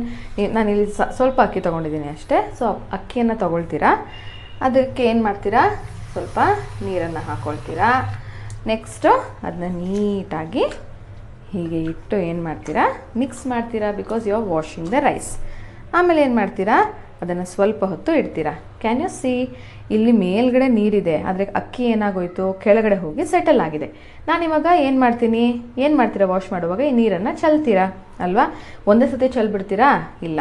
ಈ ಒಂದು ಪಾತ್ರೆನ ಸ್ಟ್ರೇಟಾಗಿ ಇಟ್ಕೊಂಡು ಆಮೇಲೆ ಸ್ಲ್ಯಾಂಟ್ ಮಾಡಿ ಅಲ್ವಾ, ಈ ಥರ ಸ್ವಲ್ಪ ಅದನ್ನು ಬಗ್ಸಿ ಏನು ಮಾಡ್ತೀರಾ? ನೀರನ್ನು ನಿಧಾನವಾಗಿ ಚೆಲ್ತೀರಾ ಅಲ್ವಾ? ಆಮೇಲೆ ಅಕ್ಕಿ ಹತ್ತಿರ ಬರ್ತಾ ಇದೆ ಅಂದಿದ ತಕ್ಷಣ ಏನು ಮಾಡ್ತೀರಾ? ನಿಮ್ಮ ಕೈಯನ್ನು ಅಡ್ಡ ಕೊಟ್ಟು ಅಕ್ಕಿ ಬೀಳ್ದಿರೋ ಥರ ಇಟ್ಕೊಂಡು ನೀವು ನೀರನ್ನು ಕಂಪ್ಲೀಟಾಗಿ ಸಪ್ರೇಟ್ ಮಾಡ್ತೀರಾ ಅಲ್ವಾ? C, with this method we have completely, ಈ ಒಂದು ಮೆಥಡನ್ನು ಯೂಸ್ ಮಾಡಿಕೊಂಡು ನಾವೇನು ಮಾಡಿದ್ವಿ? ಅಕ್ಕಿಯನ್ನು ವಾಶ್ ಮಾಡಿದ್ವಿ, ಹಾಗೆ ಅಕ್ಕಿ ಮತ್ತು ನೀರನ್ನು ಕೂಡ ಸಪ್ರೇಟ್ ಮಾಡಿದ್ವಿ. ಸೊ ಅಕ್ಕಿ ಮೊದಲು ಕೆಳಗಡೆ ಕೂತ್ಕೊಳ್ತಲ್ವ, ಆ ಒಂದು ಮೆಥಡನ್ನು ನಾವು ತಳ ಸೇರುವಿಕೆ ಅಂತ ಕರಿತೀವಿ. ಹಾಗೆ ನಾವು ನೀರನ್ನು ಚೆಲ್ಲಿದ್ವಿ ಅಲ್ಲ, ಯಾವ ಥರ ಚೆಲ್ಲಿದ್ವಿ? ಹೀಗೆ ಇಟ್ಕೊಂಡು ದಬ್ಬಾಕ್ಬಿಟ್ವಾ? ಇಲ್ಲ, ಇದನ್ನ ಸ್ವಲ್ಪ ಸ್ಲ್ಯಾಂಟ್ ಮಾಡಿದ್ವಿ. ಅದಕ್ಕೋಸ್ಕರ ಈ ಒಂದು ಪ್ರಾಸೆಸನ್ನು, ಅಂದರೆ ನೀರನ್ನು ಆಚೆ ತೆಗೆಯುವಂತಹ ಪ್ರಾಸೆಸನ್ನು ನಾವು ಬಸಿಯುವಿಕೆ ಅಂತ ಕರಿತೀವಿ. ನೋಡಿದ್ರಲ್ವಾ? ನೀವು ಮನೆಯಲ್ಲಿ ಹಾಗೆ ಅಲ್ವಾ ಮಾಡೋದು, ನೀವು ಅಥವಾ ನಿಮ್ಮಮ್ಮ? ಕರೆಕ್ಟಾ? ಅಕ್ಕಿಯನ್ನು ತೊಳೆಯುವಾಗ ನೀಟಾಗಿ ಅದನ್ನು ವಾಶ್ ಮಾಡಿ ಸ್ವಲ್ಪ ಹೊತ್ತು ಇಟ್ಟು ಅದನ್ನು ನೀಟಾಗಿ ಬಾಗಿಸ್ತೀರ. ಕರೆಕ್ಟ್ ಅಲ್ವಾ? ನೋಡಿ, ಇಲ್ಲಿ ಈ ಚಿತ್ರದಲ್ಲೂ ಕೂಡ ನಿಮಗೆ ಅದು ಕಾಣಿಸ್ತಾ ಇದೆ. ಹಾಗಿದ್ರೆ ನಾವು ಅದನ್ನು ಏನಂತ ಕರಿತೀವಿ ಅನ್ನೋದನ್ನು ನೋಡ್ತಾ ಹೋಗೋಣ. ಇಲ್ಲಿ ಈ ಒಂದು ಚಟುವಟಿಕೆ ಇವಾಗ ಕಾಣಿಸ್ತಾ ಇರೋದು ನಿಮಗೆ ಎಣ್ಣೆ ಮತ್ತು ನೀರಿನ ಮಿಶ್ರಣ. ದ್ರವದ ತಳಭಾಗದಲ್ಲಿ ವಿಲೀನಗೊಳ್ಳದ ಭಾರವಾದ ಘಟಕಗಳನ್ನು ನೆಲೆಗೊಳಿಸುವ ಪ್ರಕ್ರಿಯೆಯನ್ನು ತಳ ಸೇರುವಿಕೆ ಎಂದು ಕರೆಯಲಾಗುತ್ತದೆ. ಅಂದರೆ ಭಾರವಾಗಿರುವಂತಹ ವಸ್ತು ಕೆಳಗಡೆ ಹೋಗಿ ಕುತ್ಕೊಳ್ಳುತ್ತಲ್ವಾ, ಆ ಒಂದು ಪ್ರಕ್ರಿಯೆಯನ್ನು ನಾವು ತಳ ಸೇರುವಿಕೆ, ಸೆಡಿಮೆಂಟೇಷನ್ ಅಂತ ನಾವು ಕರಿತೀವಿ. ಸೊ ಅಕ್ಕಿಯನ್ನು ತೊಳೆದಾಗ ಅಕ್ಕಿ ಕೆಳಗಡೆ ಹೋಗಿ ಕುತ್ಕೊಳ್ಳುತ್ತೆ, ಹೌದಲ್ವಾ?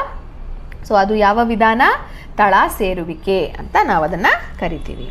ಪಾತ್ರೆಯನ್ನು ಓರೆಯಾಗಿಸಿ ನೀರು ತೆಗೆಯುವ ಪ್ರಕ್ರಿಯೆಯನ್ನು ಬಸಿಯುವಿಕೆ ಎಂದು ಕರೆಯಲಾಗುತ್ತೆ. ಸೊ ನೀವು ಅಕ್ಕಿಯ ಒಂದು ಪಾತ್ರೆಯನ್ನು ಓರೆ ಮಾಡಿ ನೀರನ್ನೆಲ್ಲ ಆಚೆ ತೆಗೆದ್ರಿ, ಅವಾಗ ಅಕ್ಕಿ ಮಾತ್ರ ಉಳಿತು, ಹೌದಲ್ವಾ? ಆ ನೀರನ್ನು ಆಚೆ ತೆಗಿತೀರಾ ಅಲ್ವಾ, ಆ ಒಂದು ವಿಧಾನವನ್ನು ನಾವೇನಂತ ಕರಿತೀವಿ? ಬಸಿಯುವಿಕೆ ಅಂತ ಕರಿತೀವಿ, ಡಿಕ್ಯಾಂಟೇಷನ್ ಅಂತ ಕರಿತೀವಿ. ಎಣ್ಣೆ ನೀರಿನೊಂದಿಗೆ ಬೆರೆಯುವುದಿಲ್ಲ ಮತ್ತು ಕೆಲ ಸಮಯದವರೆಗೆ ಅಲುಗಾಡದಂತೆ ಇಟ್ಟಾಗ ಪ್ರತ್ಯೇಕ ಪದರವನ್ನು ರಚಿಸುತ್ತೆ. ನೀವು ಚಿತ್ರದಲ್ಲಿ ನೋಡ್ತಾ ಇದ್ದೀರಾ ಅದನ್ನು. ನೀರು ಮತ್ತು ಎಣ್ಣೆಯನ್ನು ಬೆರೆಸಿದ್ರೆ ಯಾವುದೇ ಕಾರಣಕ್ಕೂ ಎರಡು ಕೂಡ ಮಿಕ್ಸ್ ಆಗಲ್ಲ. ಎಣ್ಣೆ ತೇಲುತ್ತೆ, ಅದರ ಕೆಳಗಡೆ ನೀರು ಒಂದು ಪದರವನ್ನು ಉಳಿಸ್ಕೊಳ್ಳುತ್ತೆ. ಆವಾಗಲೂ ಕೂಡ ನೀವು ಅಲ್ಲಾಡಿಸ್ತೇನೆ ಇಟ್ಕೊಂಡು ನಿಧಾನವಾಗಿ ಇನ್ನೊಂದು ಲೋಟಕ್ಕೆ ಎಣ್ಣೆಯನ್ನು ಟ್ರಾನ್ಸ್ಫರ್ ಮಾಡಿಕೊಂಡಾಗ ಈ ಬಸಿಯುವಿಕೆ ವಿಧಾನದಿಂದ ನಾವು ಎಣ್ಣೆ ಮತ್ತು ನೀರನ್ನು ಸಪ್ರೇಟ್ ಮಾಡಬಹುದು. ಎಣ್ಣೆ ಮತ್ತು ನೀರನ್ನು ಬೇರ್ಪಡಿಸಲು ನೀವು ಯಾವ ಬೇರ್ಪಡಿಕೆ ವಿಧಾನವನ್ನು ಬಳಸುವಿರಿ? ನಾನು ಆಲ್ರೆಡಿ ಹೇಳಿಬಿಟ್ಟಿದ್ದೀನಿ. ಬನ್ನಿ ಆ ಒಂದು ಚಟುವಟಿಕೆಯನ್ನು ನೋಡಿಕೊಂಡು ಬರೋಣ. ಈಗ ನಾವು ಎಣ್ಣೆ ಮತ್ತು ನೀರನ್ನು ಮಿಶ್ರಣ ಮಾಡಿದಾಗ ಎಣ್ಣೆ ಮತ್ತು ನೀರನ್ನು ಯಾವ ರೀತಿ ಬೇರ್ಪಡಿಸಬಹುದು ಅಂತ ಕೇಳಿದ್ದಾರೆ. ಇಲ್ಲಿ ನಾನು ನೀರನ್ನು ತಗೊಂಡಿದ್ದೀನಿ, ಅದಕ್ಕೆ ಏನು ಮಾಡ್ತಾ ಇದ್ದೀನಿ, ನಾನು ಸ್ವಲ್ಪ ಎಣ್ಣೆಯನ್ನು ಮಿಕ್ಸ್ ಮಾಡ್ತಾ ಇದ್ದೀನಿ ಅಲ್ವಾ. ನೋಡಿ ಏನಾಯಿತು, ಎಣ್ಣೆ ಏನಾಗ್ತಾ ಇದೆ, ಮೇಲ್ಭಾಗಕ್ಕೆ ಅದು ತೇಲ್ತಾ ಇದೆ, ಹೌದಲ್ವಾ. ನೋಡಿ ಎಷ್ಟು ನೀಟಾಗಿ ಎಣ್ಣೆ ಮೇಲ್ಭಾಗದಲ್ಲಿ ಅದು ತೇಲ್ತಾ ಇದೆ, ನಿಮಗೆ ಸಪ್ರೇಟ್ ಲೇಯರ್ ಥರನೇ ಅದು ಕಾಣಿಸ್ತಾ ಇದೆ. ಹಾಗಿದ್ರೆ ನಾವು ಯಾವ ವಿಧಾನದಿಂದ ಇದನ್ನು ಬೇರ್ಪಡಿಸಬಹುದು ಅಂತ ಅಂದರೆ, ಈಗ ನಾನು ಏನಾದರೂ ಈ ಬಗ್ಗಿಸಿದಾಗ, ನೋಡಿ ಈ ಬಗ್ಗಿಸಿದಾಗ ನೀರು ಕಂಪ್ಲೀಟಾಗಿ ಬರುತ್ತೆ. ನೋಡಿ ಇಲ್ಲಿ ಎಣ್ಣೆ ಒಂದಿಷ್ಟು ಕೂಡ ಉಳಿಯದಂತೆ ಎಣ್ಣೆ ಏನಾಗೋಯ್ತು, ಈ ಭಾಗದಲ್ಲಿ ಬಂತು. ಹಾಗೆ ಇದರಲ್ಲಿ ನೋಡಿ ಒಂಚೂರು ಎಣ್ಣೆ ಇಲ್ಲ, ನೀರು ಮಾತ್ರ ಸಪ್ರೇಟಾಗಿ ಉಳ್ಕೊಳ್ತು. ಹಾಗಿದ್ರೆ ನಾವು ತಳ ಸೇರುವಿಕೆ ಮತ್ತು ಬಸಿಯುವಿಕೆ ವಿಧಾನದಿಂದ ಎಣ್ಣೆ ಮತ್ತು ನೀರನ್ನು ಸಪ್ರೇಟ್ ಮಾಡಬಹುದು. ನೋಡಿದ್ರಲ್ವಾ, ತಳ ಸೇರುವಿಕೆ ಮತ್ತು ಬಸಿಯುವಿಕೆ ವಿಧಾನದಿಂದ ನೀವು ಎಣ್ಣೆ ಮತ್ತು ನೀರನ್ನು ಸಪ್ರೇಟ್ ಮಾಡಬಹುದು. ಹಾಗಿದ್ರೆ ಚಹಾ ಎಲೆಗಳನ್ನು ಚಹಾದಿಂದ ಬೇರ್ಪಡಿಸುವುದು ಹೇಗೆ? ನಿಮ್ಮ ಮನೆಯಲ್ಲಿ ಟೀ ಮಾಡಲಿಕ್ಕೆ ಹೇಳ್ತಾರೆ, ನೀವೇನೇನು ಹಾಕ್ತೀರಾ, ಹಾಲು ಹಾಕ್ತೀರಾ, ಅದಕ್ಕೊಂದು ಸ್ವಲ್ಪ ನೀರು ಹಾಕಿ ಸಕ್ಕರೆ ಹಾಕಿ ಟೀ ಪೌಡರ್ ಹಾಕಿ ಚೆನ್ನಾಗಿ ಕುದಿಸ್ತೀರಾ. ಅದನ್ನು ಡೈರೆಕ್ಟಾಗಿ ಲೋಟಕ್ಕೆ ಹಾಕೊಂಡು ಹೋಗಿ ಕೊಡ್ತೀರಾ? ಇಲ್ಲ, ಹೌದಲ್ವಾ. ಅದನ್ನೇನು ಮಾಡ್ತೀರಾ ನೀವು, ಒಂದು ವಿಧಾನವನ್ನು ಬಳಸಿ ಚಹಾದ ಎಲೆಯನ್ನು ಅಂದರೆ ಟೀ ಪೌಡರನ್ನು ಆ ಒಂದು ಟೀಯಿಂದ ಸೆಪರೇಟ್ ಮಾಡ್ತೀರಾ, ಹೌದಲ್ವಾ. ಚಹಾ ಎಲೆಗಳನ್ನು ಚಹಾದಿಂದ ಬೇರ್ಪಡಿಸುವ ಈ ಪ್ರಕ್ರಿಯೆಯನ್ನು ಸೋಸುವಿಕೆ ಎಂದು ಕರೆಯಲಾಗುತ್ತದೆ. ಆ ಪಕ್ಕದಲ್ಲಿ ನೋಡಿ ಸೋಸುವಂತಹ ಒಂದು ಸಾಧನ, ಸ್ಟ್ರೇನರನ್ನು ಇಟ್ಕೊಂಡು ನೀವೇನು ಮಾಡ್ತೀರಾ, ಸೋಸ್ಬಿಟ್ಟು ಅದನ್ನು ಕೊಡ್ತೀರಾ. ಆವಾಗ ಟೀ ಏನಾಯಿತು, ಕಪ್ಪಿಗೆ ಬರುತ್ತೆ. ಆ ಸ್ಟ್ರೇನರಲ್ಲಿ ಸೋಸೋದಕ್ಕೆ ಬಳಸ್ತಿರಲ್ಲ ನೀವು ವಸ್ತು, ಅದರಲ್ಲಿ ಆ ಸಾಲಿಡ್ ಆದಂತಹ ಎಲ್ಲ ಟೀ ಪೌಡರು ಉಳ್ಕೊಂಡಿರುತ್ತೆ. ಸೊ ಇದನ್ನು ಕೂಡ ನಾವು ಟೆಸ್ಟ್ ಮಾಡಿ ನೋಡಬಹುದು. ಬನ್ನಿ ಹಾಗಿದ್ರೆ ಅದನ್ನು ನೋಡ್ಕೊಂಬರೋಣ. ಟೀ ಪೌಡರಿಂದ ನೀವು ಹೇಗೆ ಟೀ ಮತ್ತು ಪೌಡರನ್ನು ಬೇರ್ಪಡಿಸ್ತೀರಾ ಅಂತ ಒಂದು ಎಕ್ಸ್ಪೆರಿಮೆಂಟ್ ಇದೆ, ಆ್ಯಕ್ಟಿವಿಟಿ. ನಾನು ಅದು ಟೀ ಪೌಡರ್ ಬದಲಾಗಿ ಇಲ್ಲಿ ಮಣ್ಣನ್ನು ನೀರಿಗೆ ಆ್ಯಡ್ ಮಾಡ್ತಾಯಿದ್ದೀನಿ. ಇದು ನೀರನ್ನ ತೊಗೊಂಡಿದ್ದೀನಿ, ನಾನು ಸ್ವಲ್ಪ ಮಣ್ಣನ್ನು ಸೇರಿಸ್ತೀನಿ. ಅದಕ್ಕೆ ಸೇರಿಸಿದಾಗ ನೋಡಿ ಏನಾಗ್ತಾ ಇದೆ, ಇಲ್ಲಿ ತಕ್ಷಣಕ್ಕೇ ಮಣ್ಣು ಏನಾಗ್ತಾ ಇದೆ, ಅದರ ತಳವನ್ನು ಸೇರ್ತಾ ಇದೆ, ಹೌದಲ್ವಾ. ಗ್ಲಾಸ್ನ ಕೆಳಭಾಗಕ್ಕೆ ಅಲ್ಲಿ ಮಣ್ಣು ಬಂದು ನಿಂತ್ಕೊಳ್ತು, ಹೌದಲ್ವಾ. ಇದನ್ನು ನಾವೇನಂತ ಕರಿತೀವಿ, ತಳ ಸೇರುವಿಕೆ ಅಂತ ಕರಿತೀವಿ. ನಾವು ಹೇಗೆ ಅದನ್ನು ಬೇರ್ಪಡಿಸಬಹುದು, ಈ ಒಂದು ಬಸಿಯುವಿಕೆ ವಿಧಾನದಿಂದ ಇದನ್ನು ನಾವು ಇಲ್ಲಿ ಬೇರ್ಪಡಿಸಬಹುದು, ಹೌದಲ್ವಾ. ಇದು ಸ್ವಲ್ಪ ಟೈಮ್ ತೊಗೊಳತ್ತೆ. ಆಲ್ರೆಡಿ ನಾನು ಅದನ್ನು ಮಾಡಿ ಇಟ್ಕೊಂಡಿದ್ದೀನಿ. ನೋಡಿ ಇಲ್ಲಿ ಇದಕ್ಕೂ ಡಿಫ್ರೆನ್ಸ್ ನಿಮಗೆ ಕಾಣಿಸ್ತಾ ಇದೆ, ಹೌದಲ್ವಾ. ಇಲ್ಲಿ ಮಣ್ಣು ಹೇಗೆ ತಳ ಸೇರಿದೆ, ಹಾಗೆ ಇದರಲ್ಲಿ ನೋಡಿ ತಿಳಿಯಾದಂತಹ ನೀರು ಮೇಲ್ಗಡೆಗೆ ನಿಂತ್ಕೊಂಡಿದೆ. ಇದನ್ನು ನಾನು ಹೇಗೆ ಬೇರ್ಪಡಿಸಬಹುದು ಅದನ್ನು ನೋಡೋದಾದರೆ, ನೋಡಿ ಇಲ್ಲಿ ಇನ್ನೊಂದು ಗ್ಲಾಸನ್ನು ತಗೊಳ್ತಾ ಇದ್ದೀನಿ. ಹಾಗೆ ಈ ಒಂದು ನೀರನ್ನು ನಾನು ನಿಧಾನವಾಗಿ ಇಲ್ಲಿಗೆ ಬಗ್ಗಿಸ್ತಾ ಇದ್ದೀನಿ.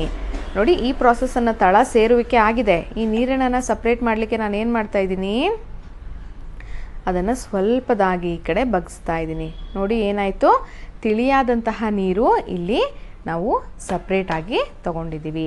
ಇದನ್ನು ನಾವು ಬಸಿಯುವಿಕೆ ಅಂತ ಕರಿತೀವಿ. ಸೊ ಇದರಿಂದ ನಾವು ಮಣ್ಣು ನೀರನ್ನು ಬಸಿಯುವಿಕೆ, ತಳ ಸೇರುವಿಕೆ ಮತ್ತು ಬಸಿಯುವಿಕೆ ವಿಧಾನದಿಂದ ನಾವು ಕಂಪ್ಲೀಟಾಗಿ ಸಪ್ರೇಟಾಗಿ ಮಾಡಬಹುದು. ಇನ್ನೊಂದು ಚಟುವಟಿಕೆ ಕೊಟ್ಟಿದ್ದಾರೆ, ಚಟುವಟಿಕೆ 9.4. ನಾವೀಗ ಪ್ರಯೋಗ ಮಾಡೋಣ. ಸೋಸು ಕಾಗದವನ್ನು ಮಡಚಿ ಶಂಕುವನ್ನು ಮಾಡಲು ಪ್ರಯತ್ನಿಸಿ. ನಿಮಗೆ ಈ ಚಟುವಟಿಕೆಯನ್ನು ಮಾಡಿ ತೋರಿಸಿದ್ದೀನಿ, ಬಟ್ ಹೇಗೆ ಮಾಡೋದು ಅನ್ನೋದನ್ನು ಇವಾಗ ನೋಡೋಣ ಅಷ್ಟೇ. ಒಂದು ಫಿಲ್ಟರ್ ಪೇಪರ್ ಅಂತ ಸಿಗುತ್ತೆ ಸೋಸು ಕಾಗದ, ಅದನ್ನು ನಾವು ಸಿಲಿಂಡರ್ ಶೇಪ್, ಶಂಕು ಶೇಪಲ್ಲಿ ಮಡಚ್ಕೊಳ್ಬೇಕು. ಅಲ್ಲಿ ಒಂದು ಹೇಗೆ ಮಡಚ್ಕೊಳ್ಳೋದು ಅನ್ನುವ ವಿಧಾನವನ್ನು ಕೂಡ ಕೊಟ್ಟಿದ್ದಾರೆ, ಅದನ್ನು ನಾನು ಮಾಡಿ ಕೂಡ ನಿಮಗೆ ತೋರಿಸ್ತೀನಿ. ಸೊ ಆ ಥರ ನಾವು ಶಂಕುಜ್ ಶೇಪಲ್ಲಿ ಮಾಡಿಕೊಂಡು ಯಾವ ಥರ ಫಿಲ್ಟ್ರೇಷನನ್ನು ಮಾಡಬಹುದು ಅಂತ ಮುಂದೆ ನೋಡೋಣ. ಇನ್ನಷ್ಟು ತಿಳಿಯಲು ಸೋಸು ಕಾಗದವನ್ನು ಹೊರತುಪಡಿಸಿ ಹತ್ತಿ, ಇದ್ದಿಲು ಮತ್ತು ಮರಳಿನಂತಹ ಅನೇಕ ವಸ್ತುಗಳನ್ನು ಸೋಸುಕಗಳಾಗಿ ಬಳಸಬಹುದು. ಈ ಫಿಲ್ಟರ್ ಪೇಪರ್ ಅಷ್ಟೇ ಅಲ್ಲದೆ ಹತ್ತಿ, ಆಮೇಲೆ ಕಲ್ಲಿದ್ಲು, ಮರಳು ಇದನ್ನು ಕೂಡ ನಾವೇನು ಮಾಡಬಹುದು, ಸೋಸುವಿಕೆ ಈ ಪ್ರಕ್ರಿಯೆಯಲ್ಲಿ ಬಳಸಬಹುದು, ಅಂದರೆ ಫಿಲ್ಟ್ರೇಷನ್ ಪ್ರಕ್ರಿಯೆಯಲ್ಲಿ ಬಳಸಬಹುದು. ಸೋಸುಕದ ಆಯ್ಕೆಯು ಬೇರ್ಪಡಿಸಬೇಕಾದ ವಸ್ತುವಿನ ಕಣಗಳ ಗಾತ್ರವನ್ನು ಅವಲಂಬಿಸಿರುತ್ತೆ.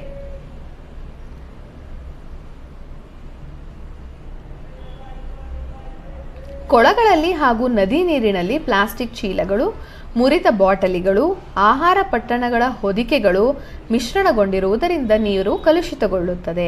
ಇದರಿಂದ ಆ ನೀರಿನಲ್ಲಿ ವಾಸಿಸುವ ಜಲಚರಗಳಿಗೆ ಬಹಳಷ್ಟು ತೊಂದರೆ ಉಂಟಾಗುತ್ತದೆ. ನೀವಿವಾಗ ಬೀಚ್ಗೆ ಹೋಗ್ತೀರಾ, ಆಟ ಆಡಕ್ಕೆ ಹೋಗ್ತೀರಾ, ಅವಾಗ ಏನು ಮಾಡ್ತೀರಾ, ಅಲ್ಲಿ ಚಿಪ್ಸ್ ತಿಂತೀರಾ, ಜ್ಯೂಸ್ ಕುಡಿತೀರಾ, ಅಲ್ಲೇ ಬಿಸಾಕಿ ಬರ್ತೀರಾ, ಹೌದಲ್ವಾ? ಅದು ನೀರಲ್ಲಿ ಸೇರಿಕೊಂಡು ಅಲ್ಲಿ ವಾಸಿಸುವಂತಹ ಪ್ರಾಣಿಗಳಿಗೆ ಅದು ಸಾಕಷ್ಟು ತೊಂದರೆಯನ್ನು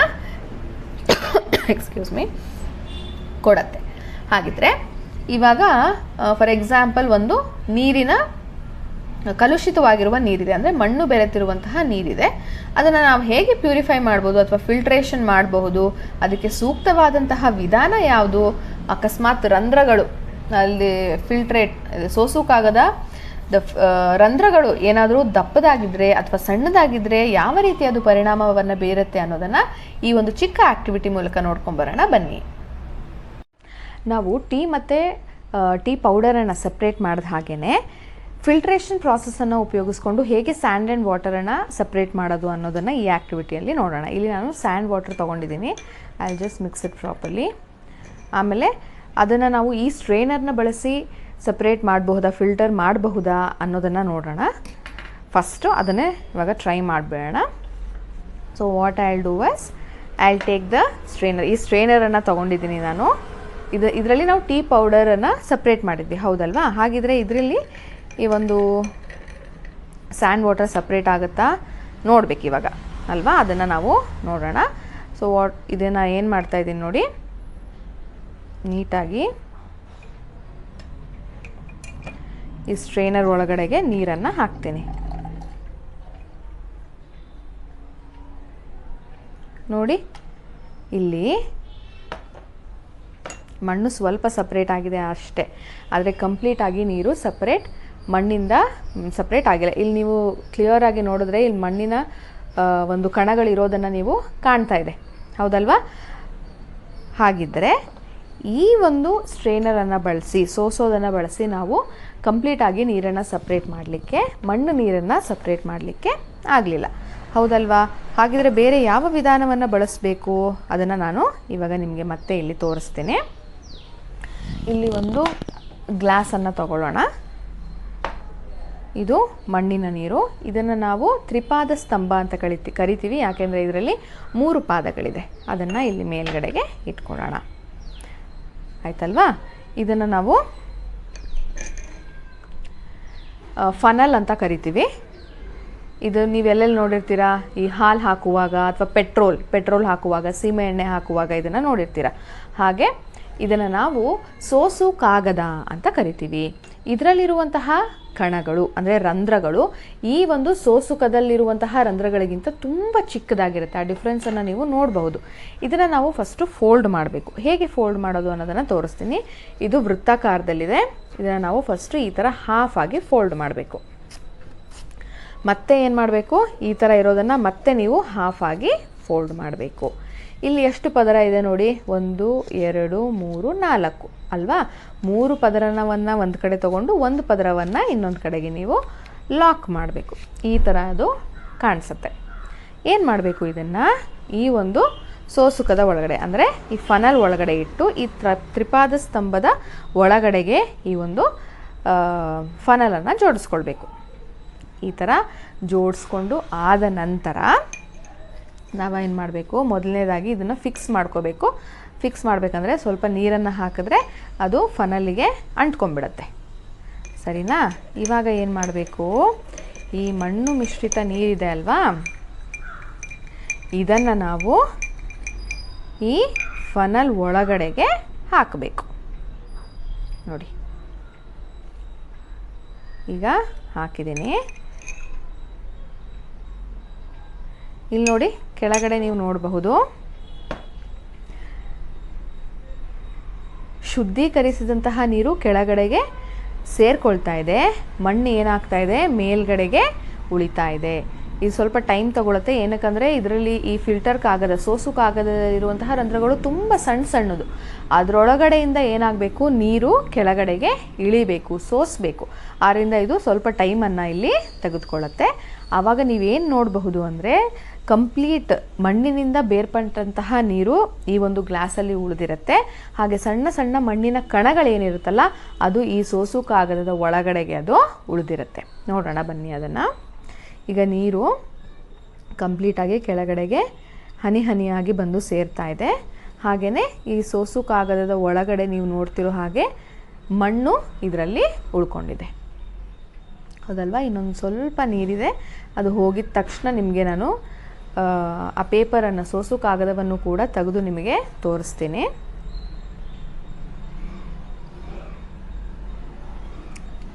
ಆಲ್ಮೋಸ್ಟ್ ನೀರು ಹೋಗಿದೆ, ಕಡಿಮೆ ಹನಿಗಳು ಬರ್ತಾ ಇದೆ ನೋಡಿ, ಸ್ಟಾಪ್ ಆಯಿತು.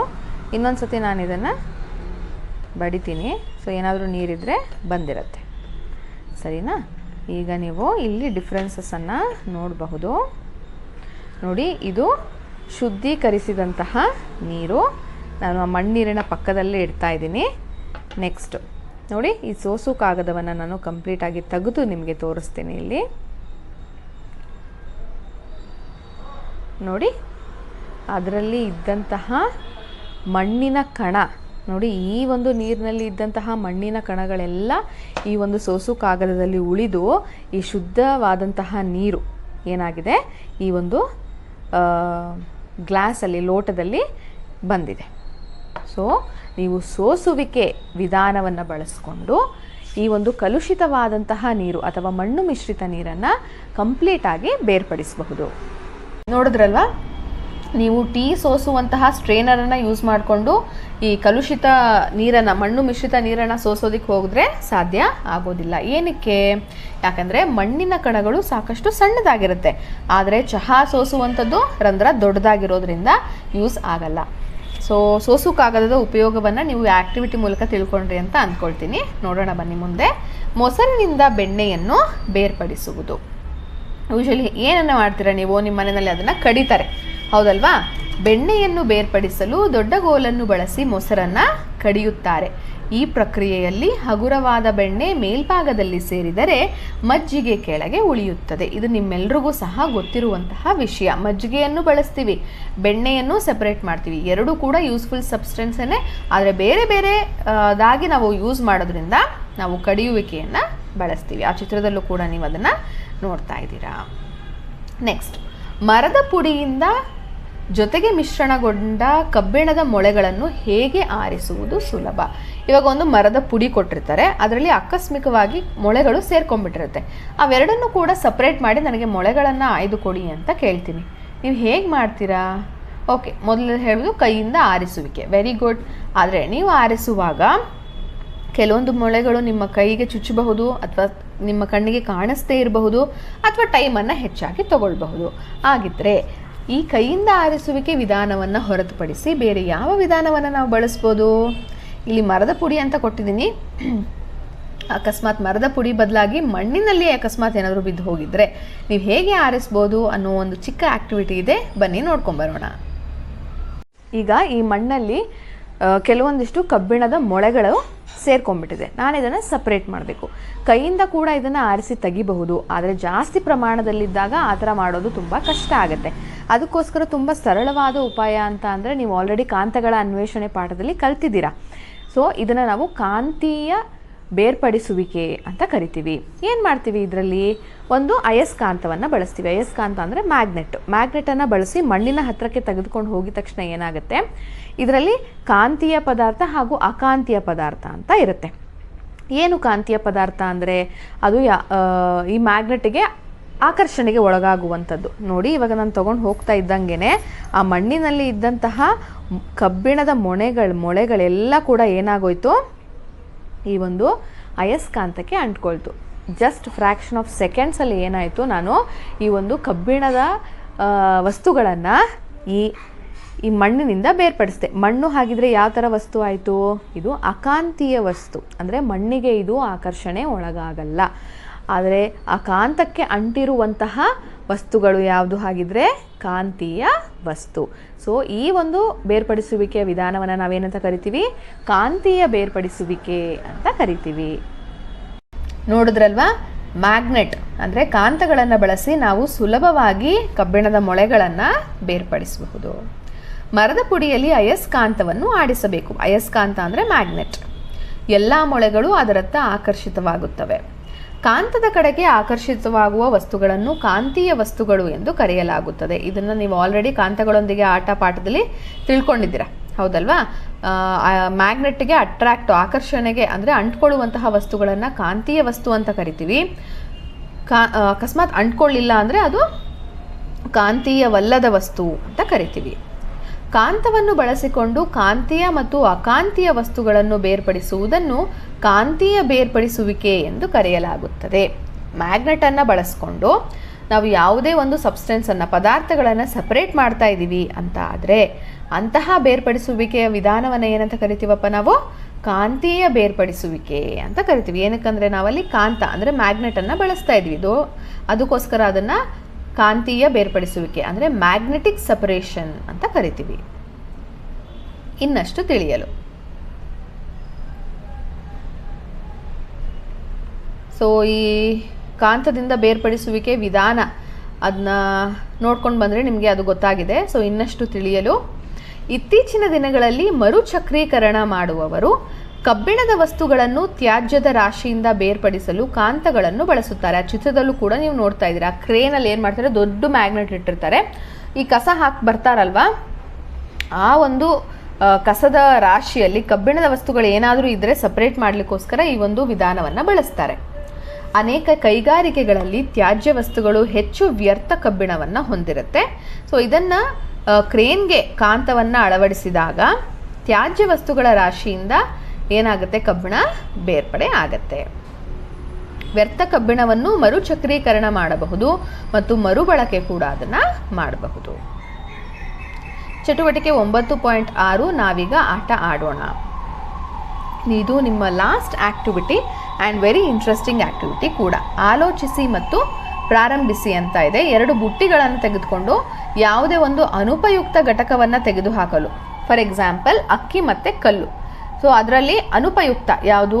ಕಲ್ಲು. ಅದನ್ನು ತೆಗೆದು ಹಾಕ್ತೀವಿ. ಒಂದೇ ಒಂದು ಉಪಯುಕ್ತ ಘಟಕ ಇರುತ್ತೆ, ಅದನ್ನು ಒಂದು ಬ್ಯಾಸ್ಕೆಟಲ್ಲಿ ಹಾಕೋದು. ಇನ್ನೊಂದು ಬ್ಯಾಸ್ಕೆಟಲ್ಲಿ ಏನಿದೆ ನೋಡಿ, 2 ವಿಭಿನ್ನ ಆದರೆ ಉಪಯುಕ್ತ ಘಟಕಗಳನ್ನು ಪ್ರತ್ಯೇಕಿಸಲು. 2 ಕೂಡ ಉಪಯುಕ್ತ. ಫಾರ್ ಎಕ್ಸಾಂಪಲ್ ಬೆಣ್ಣೆ ಮತ್ತು ಮಜ್ಜಿಗೆ 2 ಉಪಯುಕ್ತ. ಅಂತಹ ವಸ್ತುಗಳನ್ನು ನೀವು ಒಂದು ಬ್ಯಾಸ್ಕೆಟ್ನಲ್ಲಿ ಹಾಕಬೇಕು. ಹಾಗಿದ್ರೆ ಆ ಚಟುವಟಿಕೆಯನ್ನು ಮಾಡಿ ನಾವು ನೋಡ್ಕೊಂಬರೋಣ ಬನ್ನಿ. ನಿಮ್ಮ ಪಠ್ಯಪುಸ್ತಕದಲ್ಲಿ ಕೊನೆಯದಾಗಿ ಒಂದು ಚಟುವಟಿಕೆಯನ್ನು ಕೊಟ್ಟಿದ್ದಾರೆ. ಹೇಗೆ ನೀವು ಬೇರ್ಪಡಿಸ್ತೀರಾ ಅನ್ನೋದ್ರ ಮೇಲೆ. ಮೊದಲನೇದಾಗಿ ಇಲ್ಲಿ ನೋಡ್ತಾ ಇದ್ದೀರಾ ನೀವು, ಯಾವುದೇ ಅನುಪಯುಕ್ತ ಘಟಕವನ್ನು ತೆಗೆದು ಹಾಕೋದು. ಅಂದರೆ ಇವಾಗ ಒಂದು ಮಿಶ್ರಣದಲ್ಲಿ ಒಂದು ಉಪಯುಕ್ತ ಹಾಗೂ ಇನ್ನೊಂದು ಅನುಪಯುಕ್ತ ಘಟಕ ಇರುತ್ತಲ್ವ, ಅದನ್ನು ತೆಗೆದು ಹಾಕೋದು ಅಂತ. ಇನ್ನೊಂದು ನೋಡಿ ಏನಿದೆ, 2 ವಿಭಿನ್ನ ಆದರೆ ಉಪಯುಕ್ತ ಘಟಕಗಳನ್ನು ಪ್ರತ್ಯೇಕಿಸಲು. ಅಂದರೆ 2 ಸಬ್ಸ್ಟೆನ್ಸ್ ಇರುತ್ತೆ ಮಿಶ್ರಣದಲ್ಲಿ, ಆ 2 ಕೂಡ ಏನಾಗಿರುತ್ತೆ, ಉಪಯುಕ್ತತೆಯನ್ನು ಹೊಂದಿರುತ್ತೆ. ಅಂತಹ ವಸ್ತುವನ್ನು ಬೇರ್ಪಡಿಸೋದು ಅಂತ. ಇಲ್ಲಿ ಕೆಲವೊಂದಿಷ್ಟು ಸೆಂಟೆನ್ಸನ್ನು ಕೊಟ್ಟಿದ್ದಾರೆ. ಮಿಶ್ರಣಗಳ ಹೆಸರುಗಳನ್ನು ನೀವು ಹೇಳಬೇಕು, ಅದು ಯಾವುದು ಅಂತ. ಬೇಳೆಕಾಳುಗಳಿಂದ ಸಣ್ಣ ಕಲ್ಲುಗಳನ್ನು ಬೇರ್ಪಡಿಸುವುದು. ಹಾಗಿದ್ರೆ ಏನು? ಬೇಳೆಕಾಳು ಉಪಯುಕ್ತ, ಆದರೆ ಕಲ್ಲು ಉಪಯುಕ್ತನಾ? ಅಲ್ಲ. ಸೊ ಅನುಪಯುಕ್ತ ಘಟಕವನ್ನು ಬೇರ್ಪಡಿಸೋದಕ್ಕೋಸ್ಕರ ನೀವು ಇದನ್ನು ಮಾಡ್ತೀರಾ. ಸೊ ಇದರಲ್ಲಿ ಇಡಬೇಕು. ನೆಕ್ಸ್ಟ್, ಬೇಯಿಸಿದ ದಲಿಯ ಅಥವಾ ಅವಲಕ್ಕಿಯಿಂದ ಹಸಿಮೆಣಸಿನಕಾಯಿ ತೆಗೆಯುವುದು. ಇದರಲ್ಲಿ ಅವಲಕ್ಕಿಯನ್ನು ತಿಂತೀರಾ, ಮೆಣಸಿನಕಾಯಿ ಬಿಸಾಕ್ತೀರಾ. ಸೊ ಅದು ಅನುಪಯುಕ್ತ ಘಟಕ. ಸೊ ಇದರಲ್ಲೇ ಇಡೋಣ. ನೆಕ್ಸ್ಟ್, ಬೆಣ್ಣೆಯನ್ನು ಪಡೆಯಲು ಮೊಸರನ್ನು ಕಡೆಯುವುದು. ನೀವು ಮೊಸರನ್ನ ಕಡ್ದಾಗ ಬೆಣ್ಣೆ ಬರುತ್ತೆ, ಹಾಗೆ ಮಜ್ಜಿಗೆ ಕೂಡ ಬರುತ್ತೆ. 2 ಬಳಸ್ತೀವಿ ಅಲ್ವಾ. ಸೊ ಬಳಸೋದು 2 ಆಗಿರೋದ್ರಿಂದ, 2 ಉಪಯುಕ್ತ ಘಟಕ ಆಗಿರೋದ್ರಿಂದ ಅದನ್ನು ಈ ಕಡೆಗೆ ಹಾಕೋಣ. ನೆಕ್ಸ್ಟ್, ಕಲ್ಲಂಗಡಿಯಿಂದ ಬೀಜಗಳನ್ನು ತೆಗೆಯುವುದು. ಸೊ ಕಲ್ಲಂಗಡಿ ಹಣ್ಣು ತಿಂತೀವಿ, ಬೀಜ ಬಿಸಾಕ್ತೀವಿ, ಬೀಜ ಅನುಪಯುಕ್ತ, ಆದ್ದರಿಂದ ಈ ಕಡೆ ಬರುತ್ತೆ. ನೆಕ್ಸ್ಟ್, ಕಟ್ಟಡ ಸಾಮಗ್ರಿಗಳ ಮಿಶ್ರಣದ ರಾಶಿಯಿಂದ ಮರದ ಹೊಟ್ಟು ಮತ್ತು ಕಬ್ಬಿಣದ ಮೊಳೆ ವಿಂಗಡಿಸುವುದು. ಮರದ ಹೊಟ್ಟನ್ನು ಯೂಶಲಿ ನಾವು ಬಿಸಾಕ್ತೀವಿ, ಕಬ್ಬಿಣದ ಮೊಳೆಯನ್ನು ಬಳಸ್ತೀವಿ, ಆದ್ದರಿಂದ ಈ ಕಡೆಗೆ ಬರುತ್ತೆ. ನೆಕ್ಸ್ಟ್, ಹಾರವನ್ನು ಮಾಡಲು ಇತರ ಹೂಗಳ ರಾಶಿಯಿಂದ ಚೆಂಡು ಹೂವುಗಳನ್ನು ಆರಿಸುವುದು. ಒಂದು ಹೂವಿನ ರಾಶಿ ಇದೆ, ಚೆಂಡು ಹೂವನ್ನ ಆರಿಸ್ತೀರ, ಆದರೆ ಮಿಕ್ಕಿದ ಹೂಗಳು ಕೂಡ ಉಪಯುಕ್ತ ಅಲ್ವಾ, ಆದ್ದರಿಂದ ನಾವು ಈ ಕಡೆಗೆ ಅದನ್ನು ಇಡೋಣ. ನೆಕ್ಸ್ಟ್, ಮರಳಿನಿಂದ ಸಣ್ಣ ಕಲ್ಲುಗಳನ್ನು ಬೇರ್ಪಡಿಸುವುದು. ಸಣ್ಣ ಕಲ್ಲುಗಳು ಬೇಡದೇ ಇರುವುದಾಗಿರೋದ್ರಿಂದ ಈ ಕಡೆಗೆ ಇಡೋಣ. ಅಕ್ಕಿ ಹಿಟ್ಟಿನಿಂದ ತೆಂಗಿನಕಾಯಿ ಚೂರುಗಳನ್ನು ಬೇರ್ಪಡಿಸುವುದು. ಅಕ್ಕಿ ಹಿಟ್ಟನ್ನು ಬಳಸ್ತೀವಿ, ತೆಂಗಿನಕಾಯಿ ಚೂರನ್ನು ಬಳಸ್ತೀವಿ, ಎರಡೂ ಉಪಯುಕ್ತ ಆಗಿರೋದ್ರಿಂದ ಈ ಕಡೆ. ನೀರಿನಿಂದ ಎಣ್ಣೆಯನ್ನು ಬೇರ್ಪಡಿಸುವುದು. ಎಣ್ಣೆಯನ್ನು ಬಳಸ್ತೀವಿ, ನೀರನ್ನು ಬಳಸ್ತೀವಿ, ಸೊ ಅದನ್ನು ಎರಡು ಕಡೆ. ಉಪ್ಪಿನ ದ್ರಾವಣದಿಂದ ಉಪ್ಪನ್ನು ಬೇರ್ಪಡಿಸುವುದು. ಅಂದರೆ ನೀರನ್ನು ಪಡಿತೀವಿ, ಉಪ್ಪನ್ನು ಕೂಡ ನಾವು ಬೇರ್ಪಡಿಸ್ತೀವಿ, ನೀರನ್ನು ಬಳಸಬಹುದು, ಉಪ್ಪನ್ನು ಬಳಸಬಹುದು, ಆದ್ದರಿಂದ ನಾವು ಎರಡು ಉಪಯುಕ್ತ ಅನ್ನೋದನ್ನು ಇಲ್ಲಿ ನಾವು ಸಪ್ರೇಟ್ ಮಾಡಬಹುದು. ನೋಡಿದ್ರಲ್ವಾ ಎಷ್ಟು ಸುಲಭವಾಗಿ ನಾವು ಬೇರ್ಪಡಿಸುವಿಕೆಯ ವಿಧಾನ ತಲೆಯಲ್ಲಿದ್ದರೆ ಸಾಕು, ಯಾವುದು ಉಪಯುಕ್ತ ಯಾವುದು ಅನುಪಯುಕ್ತ ಅಂತ ಈ ಒಂದು ಬ್ಯಾಸ್ಕೆಟ್ ಚಟುವಟಿಕೆ ಮೂಲಕ ವಿಂಗಡಣೆಯನ್ನು ಮಾಡಬಹುದು. ಸೊ ಇಲ್ಲಿಗೆ ಈ ಪಾಠ ಮುಗಿಯುತ್ತೆ. ಸೊ ಒಟ್ಟಾರೆಯಾಗಿ ನಾವು ಈ ಪಾಠದಲ್ಲಿ ಏನೇನು ಕಲ್ತ್ವಿ ಅಂದರೆ, ಮಿಶ್ರಣ ಅಂದರೆ ಎರಡಕ್ಕಿಂತ ಹೆಚ್ಚು ವಸ್ತುಗಳು ಒಂದೇ ಕಡೆಗೆ ಸೇರಿಕೊಂಡಿದ್ರೆ ಅದನ್ನು ಮಿಶ್ರಣ ಅಂತೀವಿ. ಆ ಮಿಶ್ರಣದಿಂದ ನಾವು ಹೇಗೆ ವಸ್ತುಗಳನ್ನು ಬೇರ್ಪಡಿಸಬಹುದು, ಹೇಗೆ ಬೇರ್ಪಡಿಸುವ ವಿಧಾನಗಳಿಂದ ಅದನ್ನು ಬೇರ್ಪಡಿಸಬಹುದು ಅಂತ ತಿಳ್ಕೊಂಡ್ವಿ. ಸೊ ಫಸ್ಟು ಕೈಯಿಂದ ಆರಿಸುವಿಕೆ ಬಗ್ಗೆ ತಿಳ್ಕೊಂಡ್ವಿ, ಆಮೇಲೆ ಬಡಿಯುವಿಕೆ, ನಂತರ ಗಾಳಿಯ ಉಪಸ್ಥಿತಿಯಲ್ಲಿ ತೂರುವಿಕೆ ಮಾಡುವ ವಿಧಾನವನ್ನು ತಿಳ್ಕೊಂಡ್ವಿ, ನಂತರ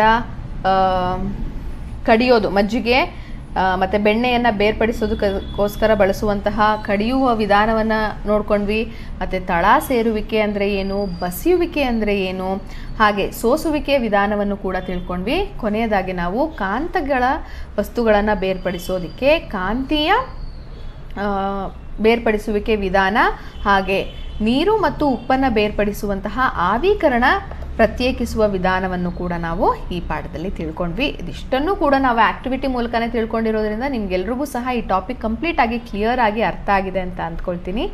ಈ ವಿಡಿಯೋ ನಿಮಗೆ ಇಷ್ಟ ಆಗಿದ್ರೆ ದಯವಿಟ್ಟು ಲೈಕ್ ಮಾಡಿ, ಶೇರ್ ಮಾಡಿ, ಹಾಗೆ ನೀವಿನ್ನೂ ನಮ್ಮ ಚಾನಲನ್ನು ಸಬ್ಸ್ಕ್ರೈಬ್ ಮಾಡ್ಕೊಂಡಿಲ್ಲ ಅಂದರೆ ದಯವಿಟ್ಟು ಸಬ್ಸ್ಕ್ರೈಬ್ ಮಾಡ್ಕೊಳ್ಳಿ ಅಂತ ಹೇಳ್ತಾ ಧನ್ಯವಾದಗಳು.